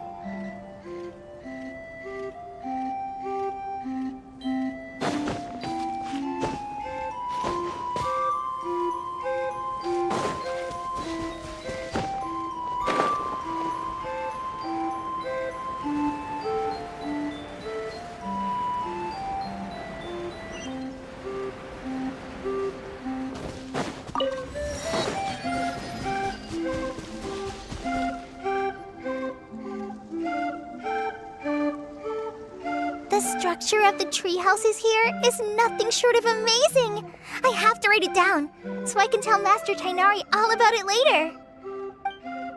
Hey, Kale! You scared me. Traveler and Paimon, you got invited here too? Yep. Well, they sort of skipped the invitation part, but anyway, what you doing out here? Something caught your eye? Oh, yeah. I'm trying to observe and summarize the structures of the trees here, and also the animals that live here. Well, the residents, I guess? I still can't get over the fact that they're all someone's origami handiwork. Once a forest ranger, always a forest ranger, huh? Not sure you'll be able to apply much of what you learn here back home, though, with this being a magical world and everything. What? Over there, by the giant footprint, have those houses always been there? Oh, those? The local flying squirrels told me that they were built by a small dragon and some guy wearing a hat. Oh, that must have been Minnie Durin and Hat Guy. Any idea where they went? Supposedly, after building the houses, they went to somewhere called, Constellation Metropole? Did I say that right? Yep, you got it. Oh, also, when the locals mentioned the dragon, did they seem at all, did they say how they felt about him at all? Now that you mention it, the atmosphere changed a little when they talked about him. Oh no. They mentioned some stuff along the lines of past misunderstandings and welcoming new members. I only just got here, so I know very little about what has happened in the past. They seemed genuinely grateful for the houses, though, and said they were going to plan a welcome party. Oh, thank goodness. Whew. Sounds like the forest has begun to accept him. It's a step in the right direction. Are you looking for that small dragon? Yeah, he's a new friend we made after we arrived here. No way! Really? I'm getting more and more interested in your story. No. I've got to save it for next time. For now, I've got to make the most out of my time in this wonderful world. Oh, there's no rush. Just take it slow and enjoy yourself. Like Kaya. Oh, he sends his regards, by the way. Oh, Mr. Kaya is here too? Then I've got to go say hi to him. Well, right now he's at the tavern and he probably won't be leaving until he's drunk. Not that he'll ever reach that point because his alcohol tolerance is so high. Basically, it's Kaya. You know where to find him. You make a good point, Paimon. Then I'll focus on exploring for now, and go catch up with him later. Shall we go pay a visit to the Metropole Traveler? Maybe Minnie, Durin, and Hatkai are still there. Oh, right. By the way, something pretty interesting has been happening in Sumeru recently. Master Trinari has been working really hard on it, so if you have time, definitely go and check it out. Sounds good. We'll find some time in our schedule.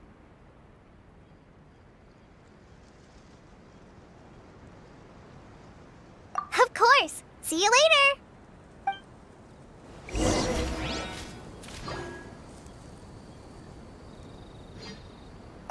The origami squirrels rely on wind currents to lift their agile bodies and easily move between the trees. This has created a truly unique ecosystem. Oh no! I'm running out of pages on my notebook.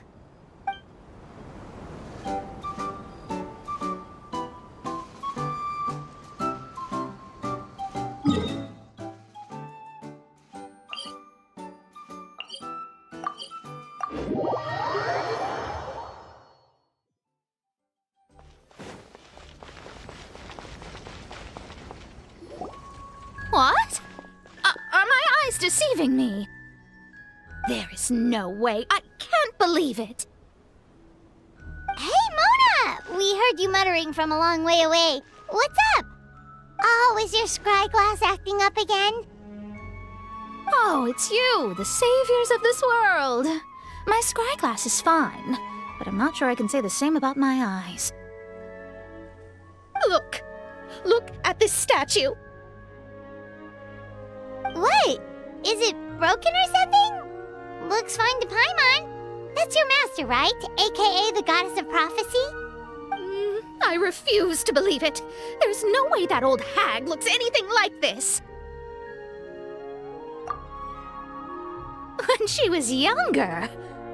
Oh, actually, now that you mention it, this does remind me of the fashionista phase she wrote about in her diary.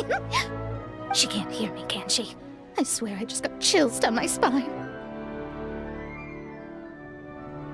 Either way, it's probably a little rude to talk about her right under her statue. But how do you know it's a statue of her if you never saw her as a young woman? I did a quick scry when I came into this world, and when I saw the stars' reflections, I was at a loss for words. It looks like fate in Simulanka is based directly on Tevat. A projection of real-world fate to form an image of reality. Or in layman's terms, basically the creator made this world inside a mirror or a lake, and this world is the reflection. Still sounds pretty impressive. The more I scried, the more familiar everything looked. It's her work, there's no doubt about it. Even so, everything's far more complex than I'd imagined. Trying to decipher it all is giving me quite a headache. I also asked the locals about her. They call her she who has dominion over the stars and the course of fate itself. Not even a pretense of humility. Clearly, she let the role of creator goddess get to her head. Not that I'm surprised in the least, of course. It certainly matches the tone of her diary. Anyway, we should change the topic. Oh, so Mona, have you seen a small dragon around by any chance?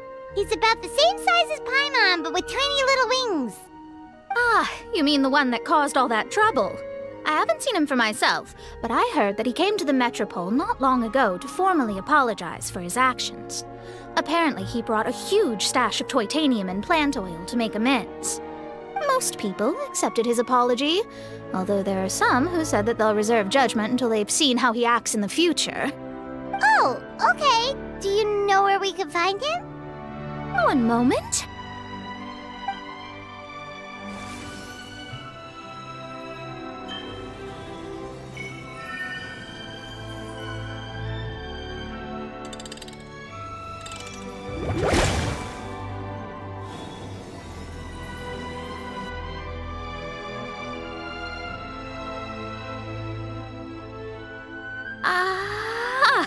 It looks like he's at the Broken Sea. There's a big group of people with him, too. Cool! Wanna come with us? We can introduce you? I think I'll sit this one out. This might be the closest I ever get to meeting the old hag in our youth, so I think I'll spend some time seeing what else I can glean from her grand design. You guys have fun. What do you mean, be careful? Now you're making me nervous. We'll be off now. See you later, Mona!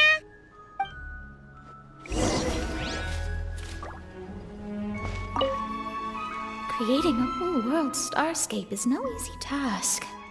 Old hag, I guess you do deserve the title of Trismegistus after all.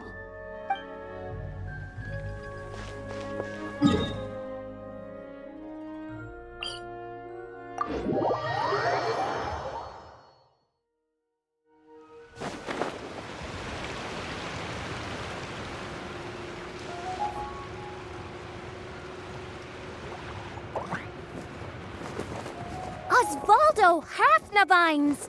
Does thou see what I am seeing? Tell me that my all-perceiving Aug de Verurtelung deceiveth me not. Your eyes see true, mein Fräulein. Very well. Then, as sovereign ruler of the Immenachreich, I extend to you both my greetings, O Night Dragon from the land of the Thousand Stars and his hat-wearing servant. Who did you just call a servant? What mein Fräulein means to say is, hello, it's a pleasure to meet you. Pleasure to meet you too. But Hat Guy's not my servant. He's my friend. Now you're over-explaining. Hat Guy, Mini Durin! Found you at last. Whoa, and Fischl's with you too? Oh, greetings, Outlander blessed by the Immenachreich. How honored you are to meet your prinzessin beneath the stars of another sky. Clearly a decision made by fate itself. Mr. Honorary Knight, Paimon!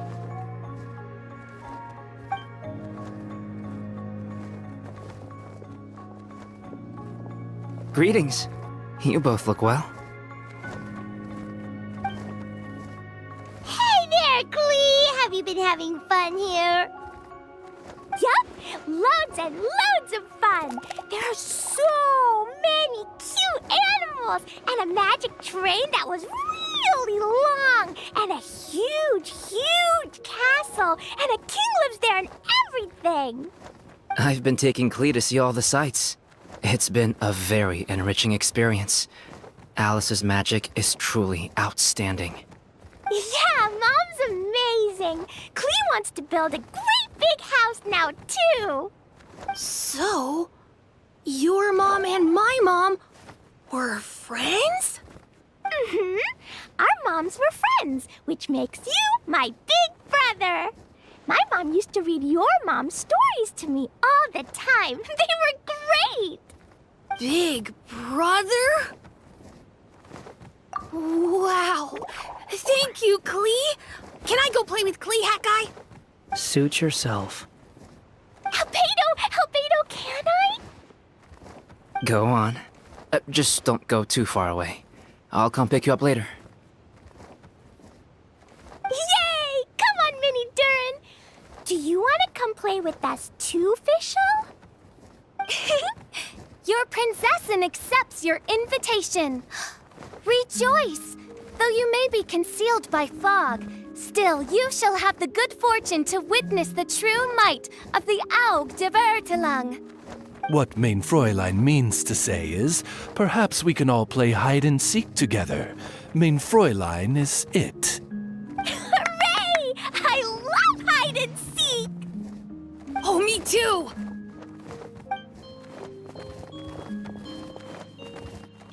To return to our previous discussion, Mr. Hat Guy, you were telling me about a prophecy? I heard B talking to M. What she said was, Since you're so persistent, let me tell you a secret. Our child will one day rise from the dead. Is she saying that Dragonspine Durin will come back to life? I only heard it in a memory, so don't hold me to it. Understood. My recent observations at Dragonspine lend credence to this prophecy as well. Durin's heart has slowly but surely been growing in vitality. The process is extremely slow, but the trend is clear. What should we do? To start with, plan for every potential scenario, including, of course, the worst-case scenario. I am well aware of Durin's past, and I sincerely hope that things never escalate to that point. Still, we need to be prepared for every possibility. If the prophecy is true, and Durin's heart will one day beat again, I'd like to hope that whatever rises from the dead is no evil dragon, if you understand what I mean. Kind of? But not really. And so, when the time comes, Mr. Hat Guy, will you and Simolanka's Durin be willing to lend us a hand in our hour of need? Huh? What's this got to do with me? You saved the Durin of this world. I don't see that as a mere coincidence. If there is any meaning to be read into the actions of the three goddesses, beyond fairy tale whimsy alone, I can only boldly speculate that the fate of this reflected world may have a reciprocal effect upon our own world.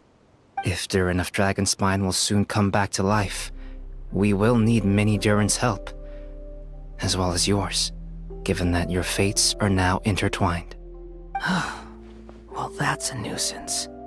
To be sure, it certainly won't be easy. Albedo! There's a flying paper ship over there! Can we go see it together, please? Sure.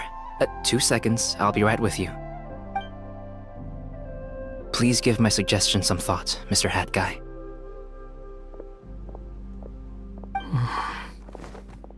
Hat Guy, I'm back! Huh? What were you guys talking about? Nothing.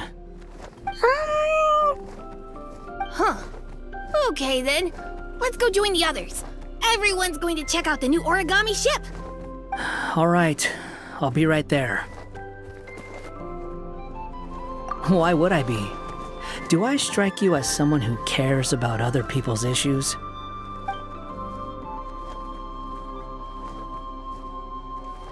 Quit trying to guess what I'm thinking.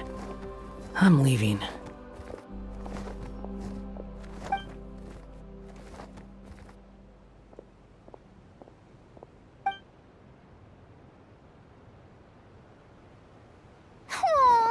What a lovely little boat! The forest fairy helped us make it. Paimon just realized there's a lot fewer people around the Broken Sea now. Guess most of them have made their way back to the Metropole. Does this boat have a name? I can't see one anywhere.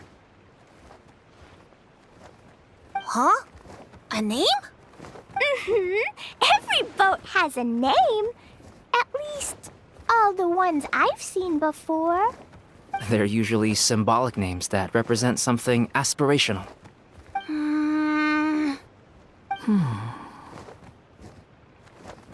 Let's go with the Durin. Huh? You want to name it after me? Oh, you mean to wish Mini Durin a safe voyage as he sails into a new chapter of his life beyond this world? Your princessin approves. Let this vessel bear the name of the most esteemed dragon of the night. The Durin. Let's call it that then. Thank you, Hat Guy. Also, can I ask you a favor? Go on.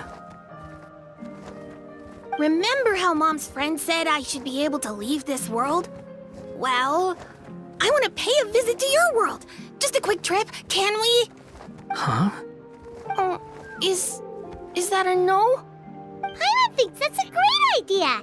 If the people of Simulanka are allowed to go to Teyvat, then what's the problem with taking Mini Durin there for a visit? I'm assuming I'll have to be your bodyguard while we're there.